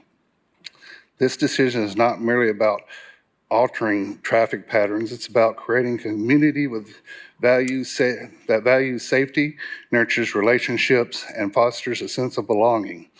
Let us take this step together, prioritizing the health and safety of our community above all else. Thank you for your time, your commitment, and making your community a better place for everyone. Let's work together to ensure a safer, brighter future for all of us. Thank you. Thank you. Thank you very much. The other name that was turned in, Mr. Guard, I know you spoke earlier, did you want to speak to this next item? Oh, I'll need your name and address again, sir. My name's Dan Guard at 3304 Lobetty Road. One other thing that wasn't mentioned about that, about a year ago, there was a Metropolitan Planning Commission about the property just to the east of my property. And they okayed for 33 townhouses to be built on that property as soon as Shad Road was opened. The entrance and exit to that can only turn right and go towards Lobetty Road out of that new townhouse development. They made a variance on that. Turn right onto Shad Road? They're going to be turning, they'll be going south. South, thank you. On, I'm sorry, they'll be going west on Shad Road towards Lobetty Road. Thank you. Okay, they made a variance to that because the driveway coming out of the new townhomes was only 277 feet to the intersection of Lobetty Road. So that's another safety issue. That's not very much distance to clear the traffic. But that was decided approximately a year ago. All right. But the townhouses couldn't be started until the road was finished. All right, thank you. Thank you. This is everyone that signed up ahead of time. Was there anyone else wanting to speak on the closure? Yes, ma'am. If you'll give your name, please, and address. Sol Arroyo, 6530 Caracade Lane. We have some information packets for the commissioners, and we are here to express our strong opposition to the proposed closure of Shad Road at Lobetty. We do not believe it's in the best interest of not only our Caracade community, but the greater Carnes community.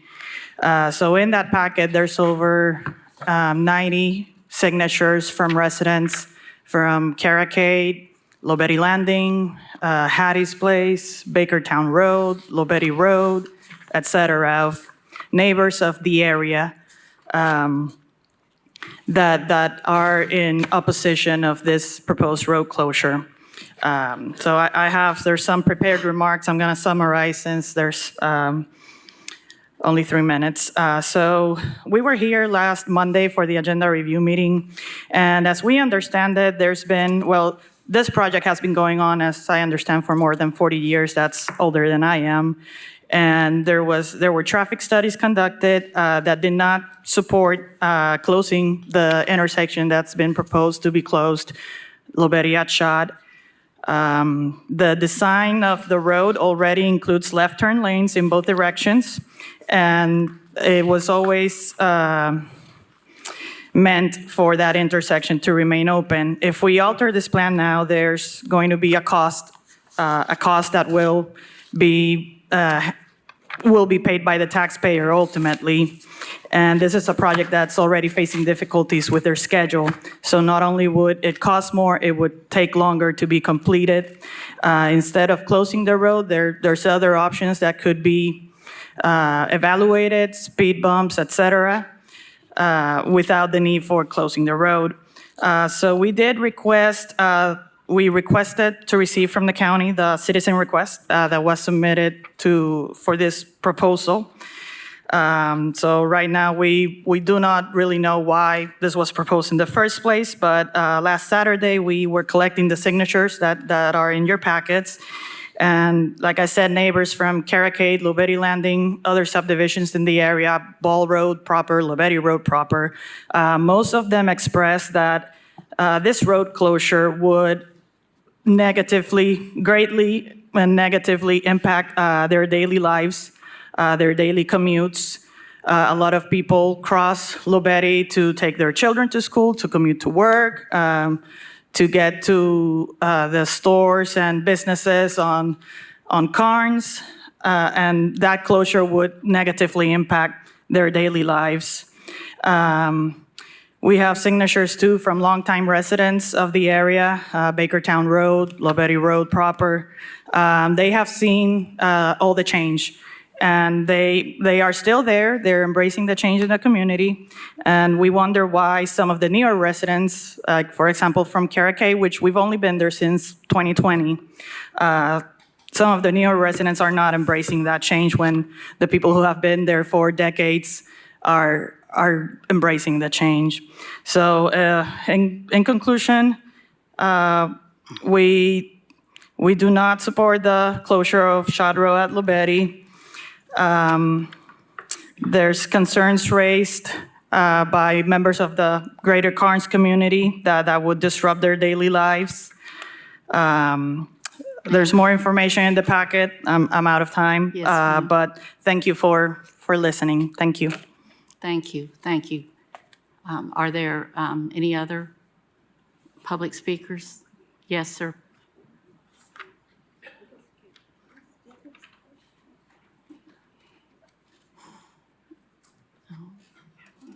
Sir, yes, thank you, thank you. Your name and address, sir? My name's Randy York. I live at 6549 Caracade Lane. I know about some of the signatures you've got. If you look at the address of some of these people, a lot of them's on Bakertown. I talked to one or two of those the other day. One of them said that he's going to sign the papers to open it up because they didn't want traffic going down their road. He wanted it to come up where we're at. And I know the safety issues. I was in law enforcement for 46 years. I did the wreck scenes. I diagrammed intersections. I can tell you that is will be a dangerous intersection. This past winter, we got a videotape or a picture of cars that couldn't make it up the hill. And then You're talking up the hill from Lobetti to from Shad. Ball Camp Oh, yeah, or Ball from Road Camp. to where the new shot is on Lobetti. Gotcha. And they couldn't get up the hill. So you're going to have a problem people pulling out up there. And I don't see the necessity for putting in another major intersection on Shad Road just for the convenience of other people. And I know a lot of those other people that was traveling up and down through there are just taking a shortcut. They don't live in there. We live in there. Those are just a shortcut. I talked to some of those the other day, and a lot of them didn't know that it's going to be closed at the railroad track. So that cuts them off altogether. They said they didn't know that. They've not been told everything. They didn't know about the new businesses going to be put in there. On our side of Bakertown, there's going to be a Publix. There was going to be a Weigel's. It's my understanding Weigel's about 2 acres on down. That's probably going to go to the Walmart Super Center. There's supposed to be I think a pharmacy on the other corner and other businesses down there. Everybody's going to be using Lobetti Road as a shortcut to get to these businesses. I don't think they understand what we're going to get through there. And I like to be able to get out in the morning times, to be able to go somewhere. It would be a convenience for me to go to the top of the hill and make a right. But it's my understanding going down Lobetti to Ball Road and coming around to Bakertown is like to the intersection of Shad Road on Bakertown is like 1 minute and 6 seconds going that way. If you go where they want to keep it open and make a right on Shod Road to the business. It's a minute, or to the other intersection down there, the major intersection. It's a minute and 2 seconds, so there's 4 seconds difference. So it's a matter of the county putting in a major intersection there with traffic lights and all, or just blocking it off and just let us go around. I'm willing to do that. I live in that subdivision, and so do all these other people here. And it looks to me like there's just a couple of people that live there that want it open for what reasons, I don't know. But I don't think they've thought about the danger that's going to make. Okay? Yes, Thank you. sir. Yes, sir. Did I see someone else that wanted to speak to this? Yes, ma'am. Your name and address, please. Okay. My name is Debbie Pace. I live on Bakertown Road, 3205, right there at the intersection of Shod and Bakertown. Right now, there's just 2 stoplights there, and I'm hearing people say how concerned they are with the traffic on Low Betty, but I can say that the traffic on Bakertown has quadrupled, and if they close Low Betty, that's going to throw more traffic back over on to Bakertown. And right now at Ball Road and Bakertown, you cannot, if you turn in there and try to pass cars, you are just like this close. You cannot hardly pass a car. You have to slow down and be careful. And then on the other end, Ball Camp Pike and Bakertown, during the hours of 4 to 6, you can't eat. I mean, it's just like a big traffic jam. You have traffic coming down Bakertown, traffic coming whichever way it is, one side and then the other side. And I've literally seen it backed up for at least a half a mile. Yes, I have too. During these times. I mean, not every time. And then when I try to get out of my driveway, thank goodness we can back up and go out. We don't have to back completely out into the road. I mean, I have to sit there too and wait on traffic to go till I can get out. So I don't see that, Low Betty would be more privileged than Bakertown. I mean, we have to deal with the traffic too ourselves. So that, I'm just saying that's our situation there on Bakertown. Thank you so much. Thank you. Yes, ma'am. Did you want to speak? Yes. And I'm 3302 Kaylin Grace Lane. And as I was here last week and I expressed... And your name, please? Hilmar Castillo. Thank you. For sure. I explained that I'm against that closure. I think we are all licensed drivers. And I think, and of course, I'm part of the 96 signatures. I think everybody needs to make their own decision. This road has been planned for over 30 years, and it was not meant to be closed in that section. I completely understand what the engineer reported about the railroad track. I have been there. I have felt unsafe at points, and I'm okay with that closing. But closing that one and then closing in the other side, it's going to create a whole new traffic pattern that will affect all of us. That's all. Thank you. Thank you. Is there anyone else in the group? Yes, sir. Hi, my name is Jack Quinby. I live at 3313 Low Betty Road. Thank you. That's the area between Shod Road and Ball Road. Thank you. We've lived there just a few months now, and me and my wife and my son really feel strongly that that road should be closed, the north closure. So you're referring to the north end? The north end, yes. Yes, okay. And that's for the reason of safety. If that is left open, it's going to be virtually impossible to cross Shod Road on Low Betty, because, as I said before, that is a blind corner. Turning left on it or crossing over is just going to be dangerous, crossing 2 lanes of traffic. Also, since we live on Low Betty, we've noticed an increase in traffic, and that traffic flies through there sometimes, up to 45 miles per hour, and it's a 25 zone. We used to have a sign there, and we'd watch cars going by, and It was pretty rare to see someone actually following the speed limit. And because of the increase in traffic, we also have trouble getting out of the driveway sometimes. So it's a matter of both convenience and of safety. We also had relating to that, that sign that used to be up, I believe we were told about that was for a traffic study. I'm not sure if that study was published or what, but I would just like to ask if that could be made public. That's all. Thank you. All right. Thank you. Thank you, sir. Is there anyone else there that would like to speak? All right, seeing none, I'll go ahead and open the floor to, actually, there is a couple of things, if you all will give me a little leeway here to speak to this first. I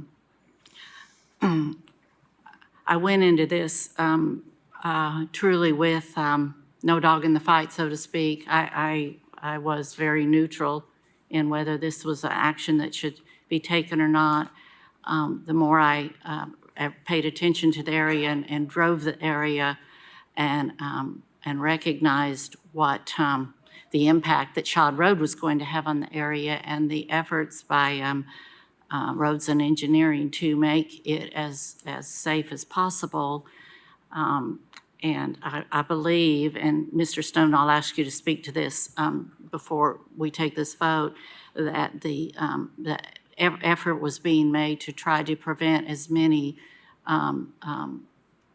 accesses and exits onto Shad Road as possible that were not accompanied with traffic lights.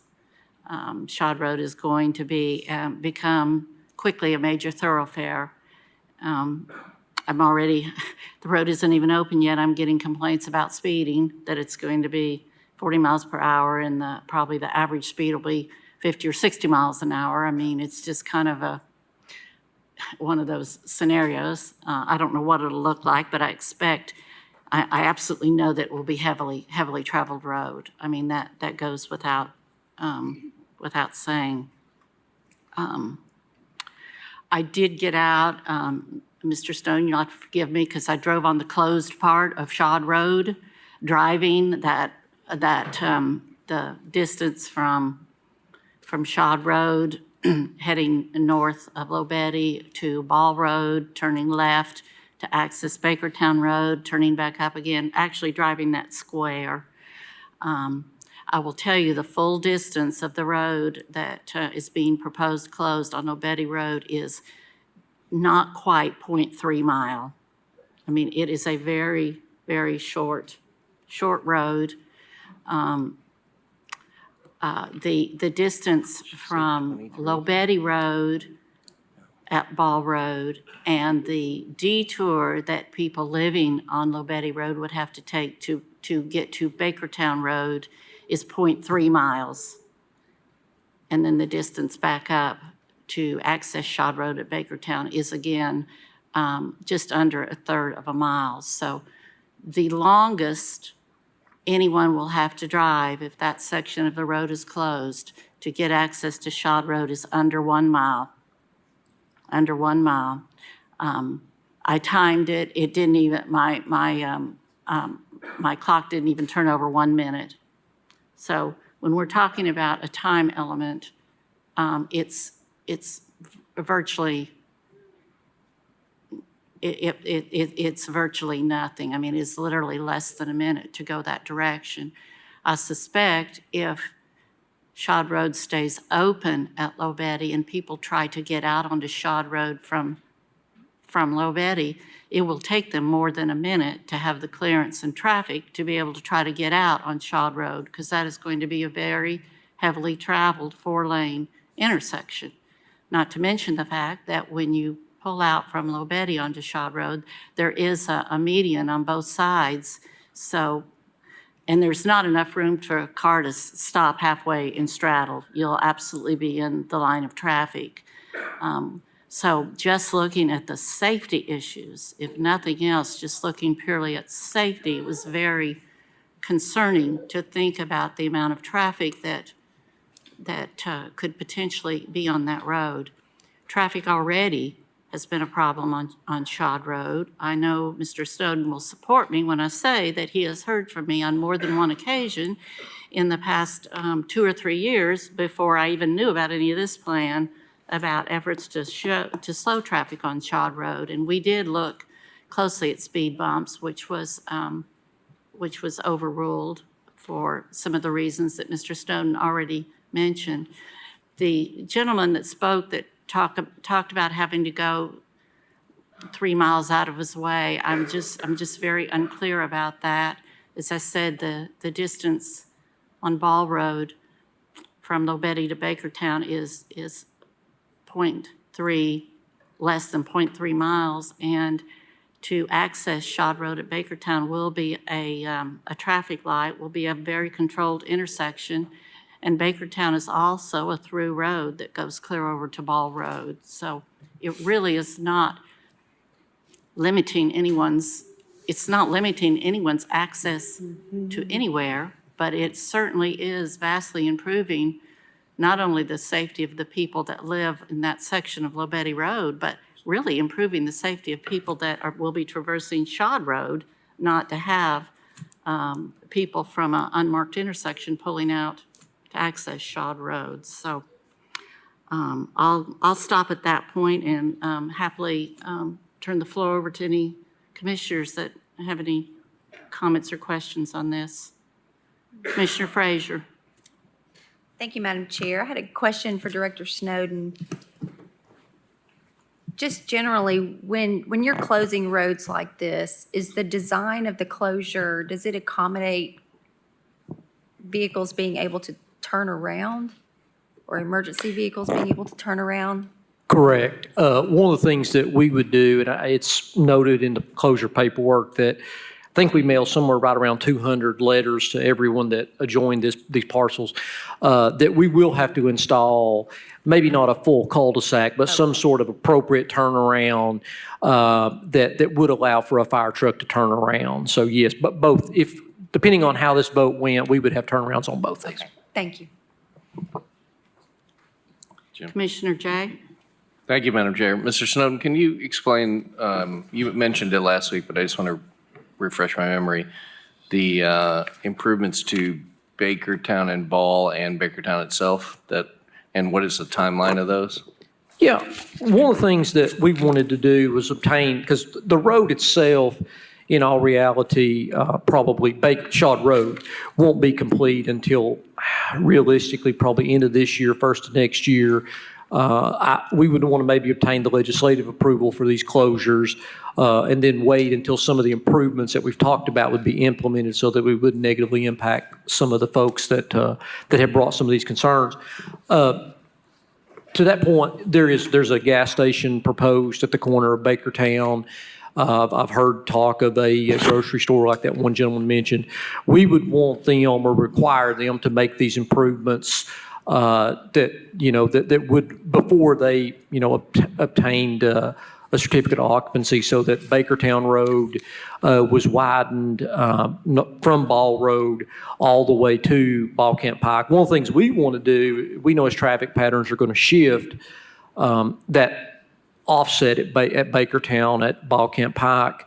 Right now, if you go south on Bakertown, you have to kind of get out into Ball Camp and then kind of make a dog leg over. It's probably offset by, 50 feet, maybe something like that.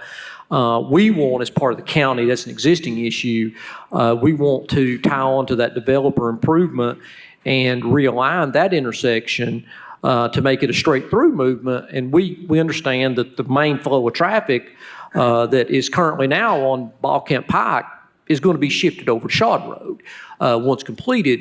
So our assumptions are, and we want to verify these, is that then Bakertown will become the through movement, and we will pull up the stop signs at Bakertown and place them on Ball Camp Pike to where I guess that would be the north-south movement on Bakertown has the right-of-way, and Ball Camp Pike has to stop because it then is the side street or the minor street. And I would anticipate those improvements occurring sometime next year in combination with the developer's improvements. So What about on the other side of the road? I see Bakertown's been improved, I don't know, about halfway towards Ball, but what about is the rest of it? to the north or the south, Commissioner, both? Well, between Shad and Ball. Yes. It's about half of it has been improved, and then it just sort of stops. Is the rest planned as well? It is. We would, as Ms. Pace mentioned, that is a concern of ours too. If that developments were to come in and generate that additional need, we would require them to widen that portion. So yes, that section there is pretty narrow once you get past our improved portion. Thank you. Commissioner Schoonmaker. Thank you, Madam Chair. I just wanted to make a comment regarding the packet that we received from one of the members from the HOA. And coming from a homeowners association background for many, many years, I realized how much time it took for individuals to go knock on door to door and get signatures and all that. But be able to base your decision on something. On these signature pages, there is no statement to what these folks signed this form for. So these signatures could be for, do we like the Tennessee Volunteers?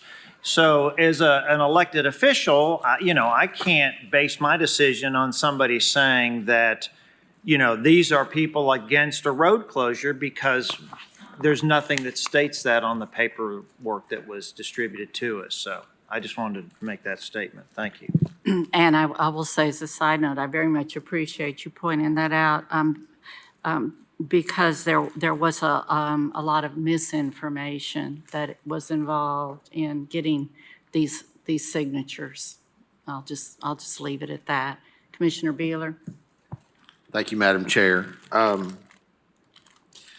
struggled with this a little bit at first when the agenda came out, just mainly with the idea of voting for something on first reading that I'm not going to have a vote on second reading.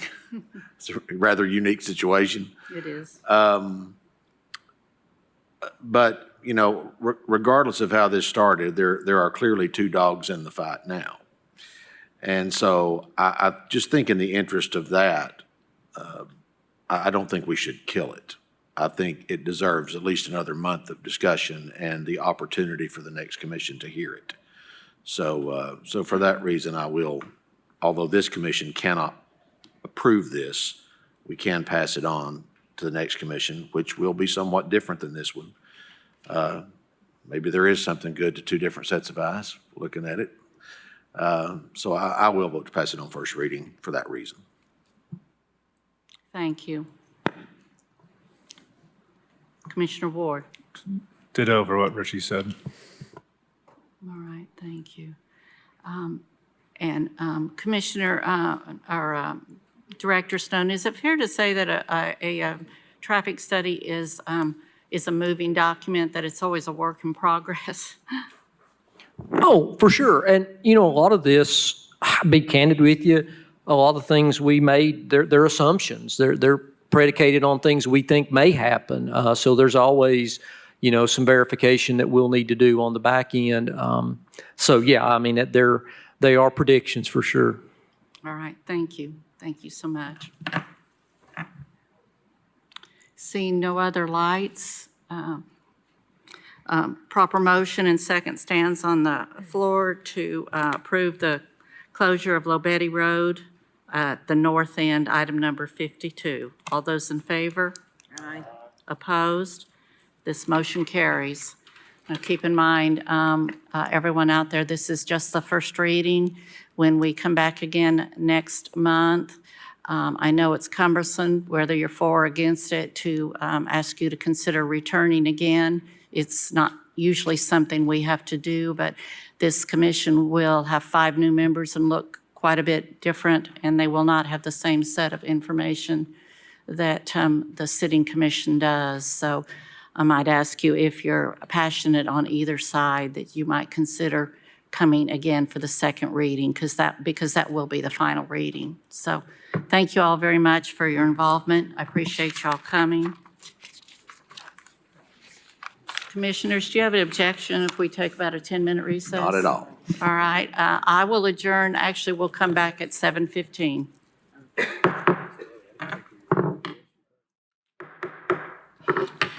I'm calling this meeting back to order. Next agenda item, please. Item 53, line item transfers, total amount of $1,684,176.95. Thank you. Do I hear a motion? Motion to approve. Second.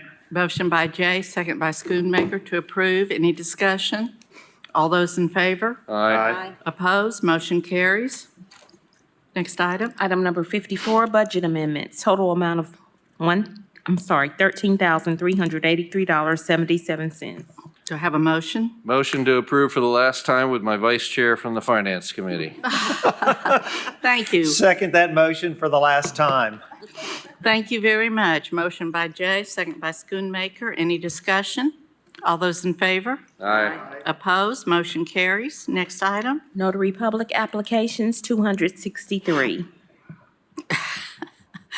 Do I have Motion to approve. Second. Motion by Jay, second by Durrett to approve. Any discussion?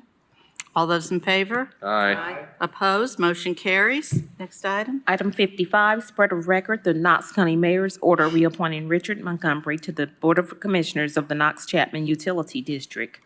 56 is a spread of record travel for the 2024 National Association of Counties, NACO Annual Conference.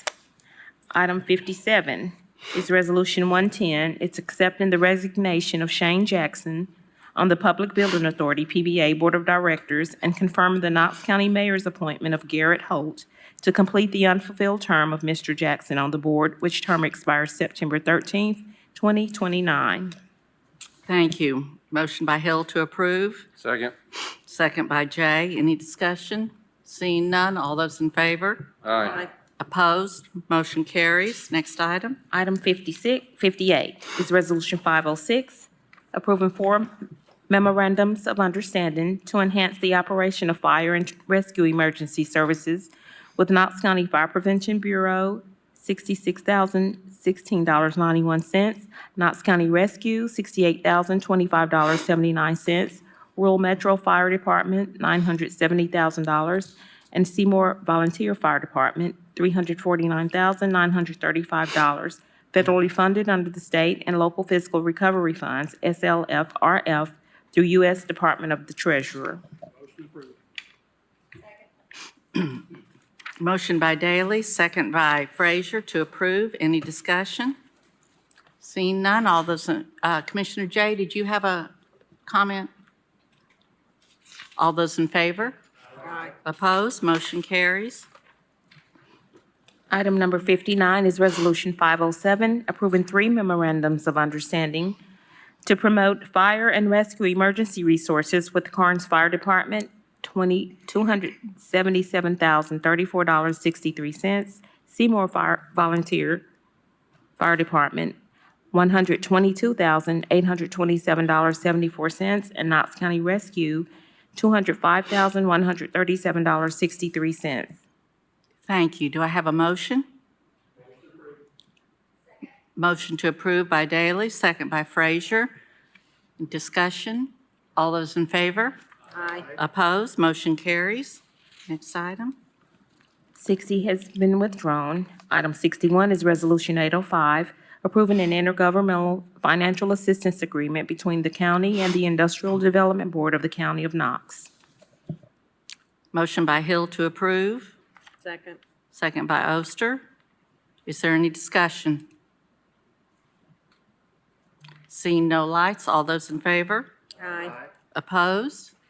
Motion carries. Next item. Item 62 has been withdrawn. Item 63 is Resolution 905. It's approving the lease agreement with Corporate Square LP for a new West Knox County satellite office for the county clerk, trustee, and health department at 9000 Executive Park Drive. Motion to approve. Motion by Oster, second by Schoonmaker to approve. Is there any discussion? Seeing none, all those in favor? Aye. Opposed? Motion carries. Item number 64 is Resolution 906. It's to withdraw Knox County's participation in the Arena Use Committee.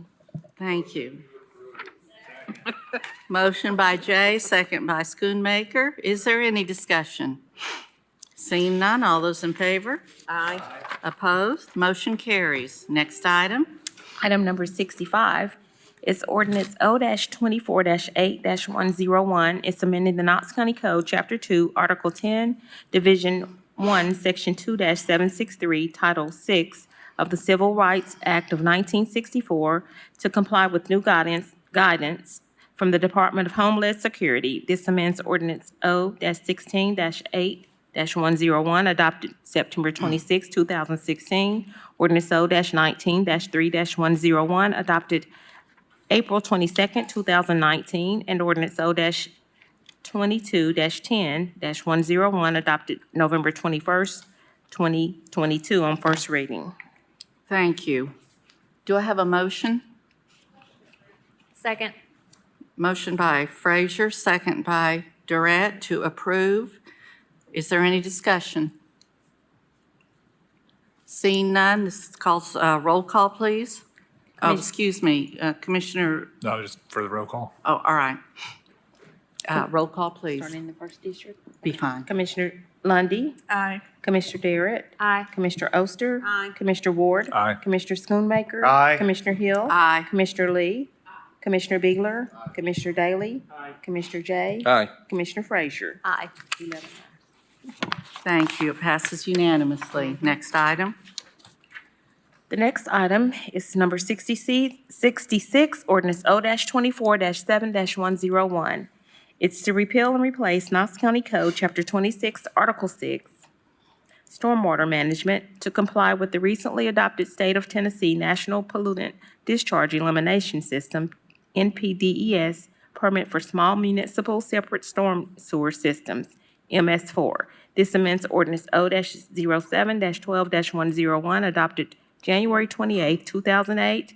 Ordinance O-12-11-102, adopted December 17, 2012. And ordinance O-13-3-102, adopted April 29, 2013, on second reading. Thank you. Do I have a motion? Second. Motion by Frazier, second by Oster to approve. Is there any discussion? Seeing none, roll call, please. Begin with District 2. Okay. Commissioner Darrett. Aye. Commissioner Oster. Aye. Commissioner Ward. Aye. Commissioner Schoonmaker. Aye. Commissioner Hill. Aye. Commissioner Lee. Commissioner Biegler. Aye. Commissioner Daly. Aye. Commissioner Jay. Aye. Commissioner Frazier. Aye. Commissioner Lundy. Aye. Unanimous. Unanimously passes. Thank you. Next item. Item number 67 is ordinance. I'm sorry, Commissioner Jay, did you have a comment after the fact? I'm so sorry. I voted twice, it's okay.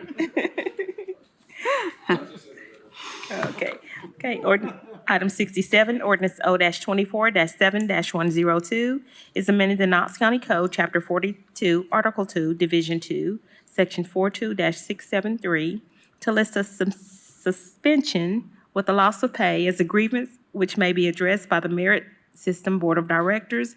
This amends ordinance O-22-6-103, adopted July 25th, 2022. This is on second reading.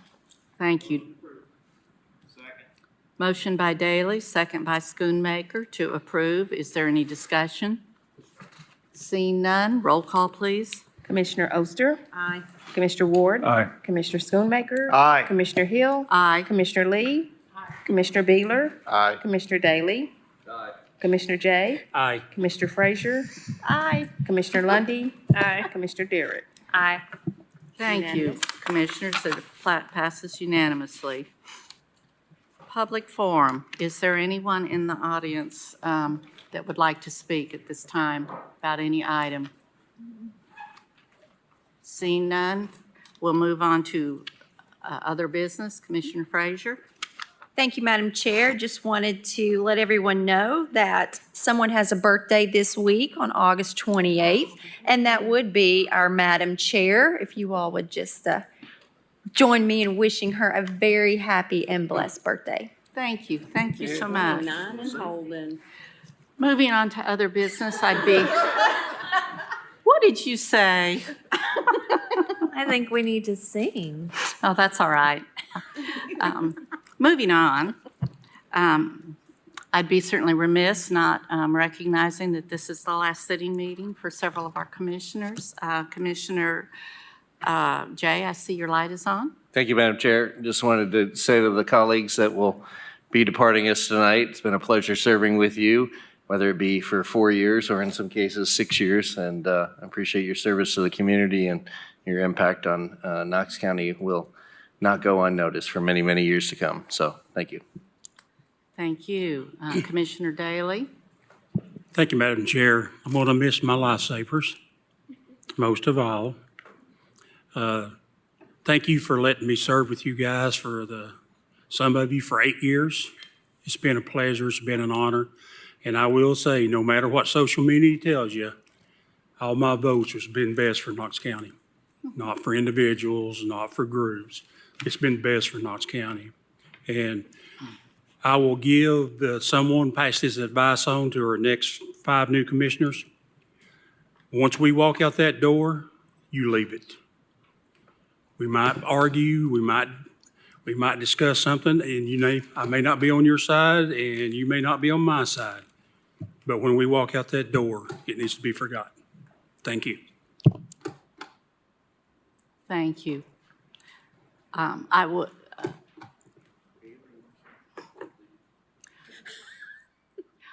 will say, and certainly I encourage y'all to speak, but just to put this on the record, all of our departing commissioners have been invited back next month. They will be joining us for one of our typical box dinners before the meeting, and will be publicly recognized and certainly have opportunities to speak at that point too. Having said that, though, Commissioner Beeler. Thank you, Madam Chair. No, I wanted to say just a word or two. It's interesting when you are in the stresses of a job like this, you tend to think about that departure window more than anything else, and you start counting the days when the days get close.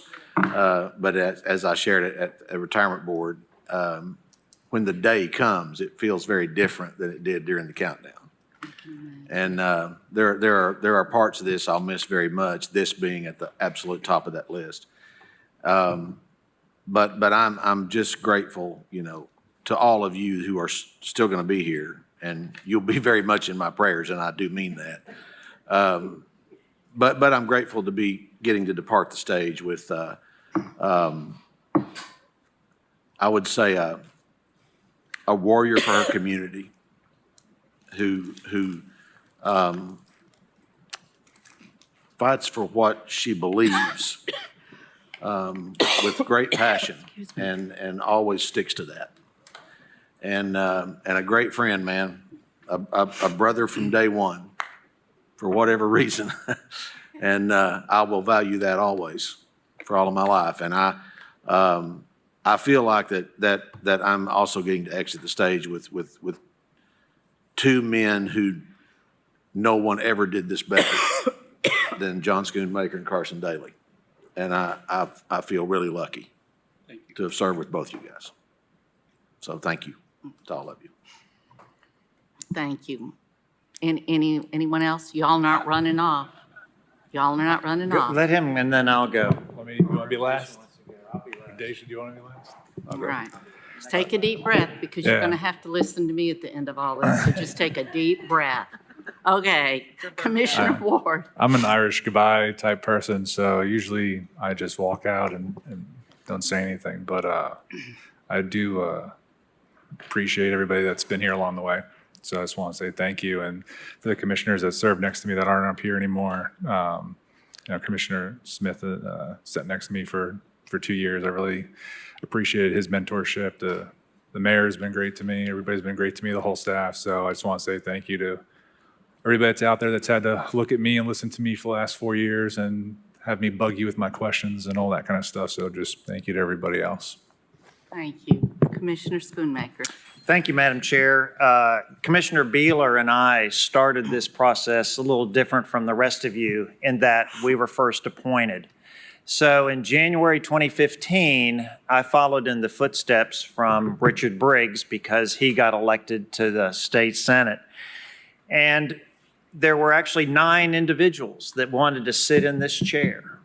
And I had 5 county commissioners at that period in time that believed in me. And they were both the at-large commissioners, Bob Thomas and Ed Brantley, the 9th District Commissioner, Mike Brown, the 8th District Commissioner, Dave Wright, and of course, the 7th District Commissioner, Charles Bussler. And I knew I had to have 6 votes to sit in this chair, as you know. And so I knew I had an ace in the hole, but he kind of held out till the 3rd round of voting. And that was Sam McKenzie from the 1st District. And I respect those individuals, and we're friends for life. And I couldn't be happier for that. And in my 9.5 years tenure, I've actually been fortunate to serve with 2 county mayors. And if both county mayors that I served under, if we didn't have a good relationship, things wouldn't have happened in the 5th District. And I'm so honored that they supported me on the efforts in my district. And of course, I'm a little unusual because I actually have another county mayor in my another mayor in my district that I interact with, and a board of aldermen, and another town administrator, and that being in Farragut. And those folks in Farragut have just been phenomenal to work with over the years, and I'm really honored to call a lot of them my friends. And you know, we've got a great Chamber of Commerce in my district that also serves the 6th District and the 3rd District and the 4th District as well as the Farragut West Knox Chamber. And in fact, Julie Blaylock was in the audience earlier this evening. But I guess, you know, the other thing that I was so thrilled to actually have the opportunity to be a county commissioner that I made a promise to my community, which my family had to acquiesce to. And that was, if I got to be a county commissioner, that I would never miss a commission-related meeting. So in 9.5 years, I have 100% attendance for every commission meeting, every beer board meeting, every work session meeting, every finance committee meeting, and every audit committee meeting. And nobody's done that recently. But you can imagine what that impact has on your family because, hey, let's go take this trip this week. Oh no, I've got an audit committee meeting that week. Or when you plan your vacation around work session and commission. So the family sacrificed a little bit. But, and then I give a lot of credit, and I'm hoping that our future commissioners will take advantage of this, but I give a lot of credit to Charlie Bussler because he realized that if you're a Knox County Commissioner, you don't know it all. But there's 94 other counties out there that can certainly help you in your journey as a county commissioner. So he is the one that convinced me to go to all these Tennessee County Commissioners Association meetings. And I never missed any of those because I felt like it was a great opportunity to actually learn something. And to this day, if I have car problems and I'm in Montgomery County, I know who to call and say, hey, where do I need to take my car to? Or during these past few years, if I had a question, how do you guys do things in Williamson County? Or how do you do things in Shelby County or Sullivan County? And they were kind enough to give me advice. And then another thing I'm kind of proud of, that no county commissioner from Knox County had served on the board of directors of the Tennessee County Services Association in 20 years. And as you know, that's the association that is the umbrella over the county mayors in Tennessee, all the county commissioners, and also the highway officials. So I was elected to represent those folks in all of East Tennessee and very honored to do so. I guess I could say this is the best job I've ever had, and I truly believe that. And, you know, one of the things I think that helped me be successful was how awesome our county departments were. Not only from the directors of those departments, but all the way down the line. And I think it's unfortunate that the community doesn't realize what great county employees we have and how blessed we are to have them, because they have helped me to be a hero so many times when I've had a road issue and I can call back a constituent and tell them, hey, we're going to do this, or we're going to fix that stormwater, whatever. I'm the hero, but they're the hero. They're the ones that deserve all the credit. And it's been an honor and privilege with serving with each one of them. And I really just want to say thank you. And they did a fabulous job. So, and they're all in the back of the room staring at me. But anyways, but I appreciate it. And I wish the next group will have as much fun being a Knox County Commissioner as I have had. Thank you, thank you. And I will be brief, and I'm making my remarks as your, oh, Daisha, I'm so sorry. You didn't turn I your don't want light to say on. too much because I'm already crying. Oh. I'm just like Commissioner Beeler say, I pray for you all. I love you all. I love you. I love all you all. And very grateful to be born and raised in Knoxville and East Knoxville, and to be able to sit in this seat is an honor. And to show that young generation that it is possible. When you grow up in East Knoxville, people say there's nothing good that comes from our community. So just definitely grateful to be here. And I love you all. Thank you. Thank you. And we sure hope you come back next month. Please, please, all of you come back. I have made it clear to anyone that asks that I do not desire at this point in time to be chair again next year, although it's been a tremendous privilege to serve, and I may consider in the future if asked, but quite honestly, I need a break for a year. I appreciate challenges that everyone sitting in my seat has had in the past, but just quickly, I will remind us, all of us collectively, what we've been through this last year. The first real whammy thrown at us was an ambulance contract. Y'all will remember that was just great fun. Followed by a tornado, which I will say is a rarity at best here in Knox County. Our kudos to all of you standing in the back, all of you, for the responses that you had. I hesitate to point out any one of you because collectively, all of you that were standing back there had a tremendous impact on that.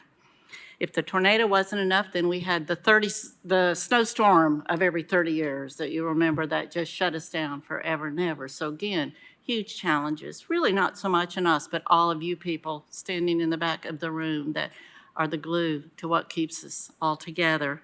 Many, many thanks. And then I would certainly be remiss if I did not close it out with all of the robust discussions we had involving Advanced Knox. But finally, after many, many years' efforts, we were able to have that accomplishment as a feather, again, not so much in our caps, but to every one of you standing back there, because none of it could have happened, because you are the backbone. So, in conclusion,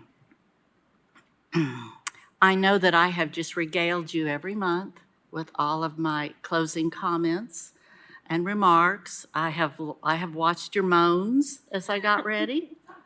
I've watched your eye rolls, and sometimes I've even appreciated an occasional laugh as I closed up a meeting.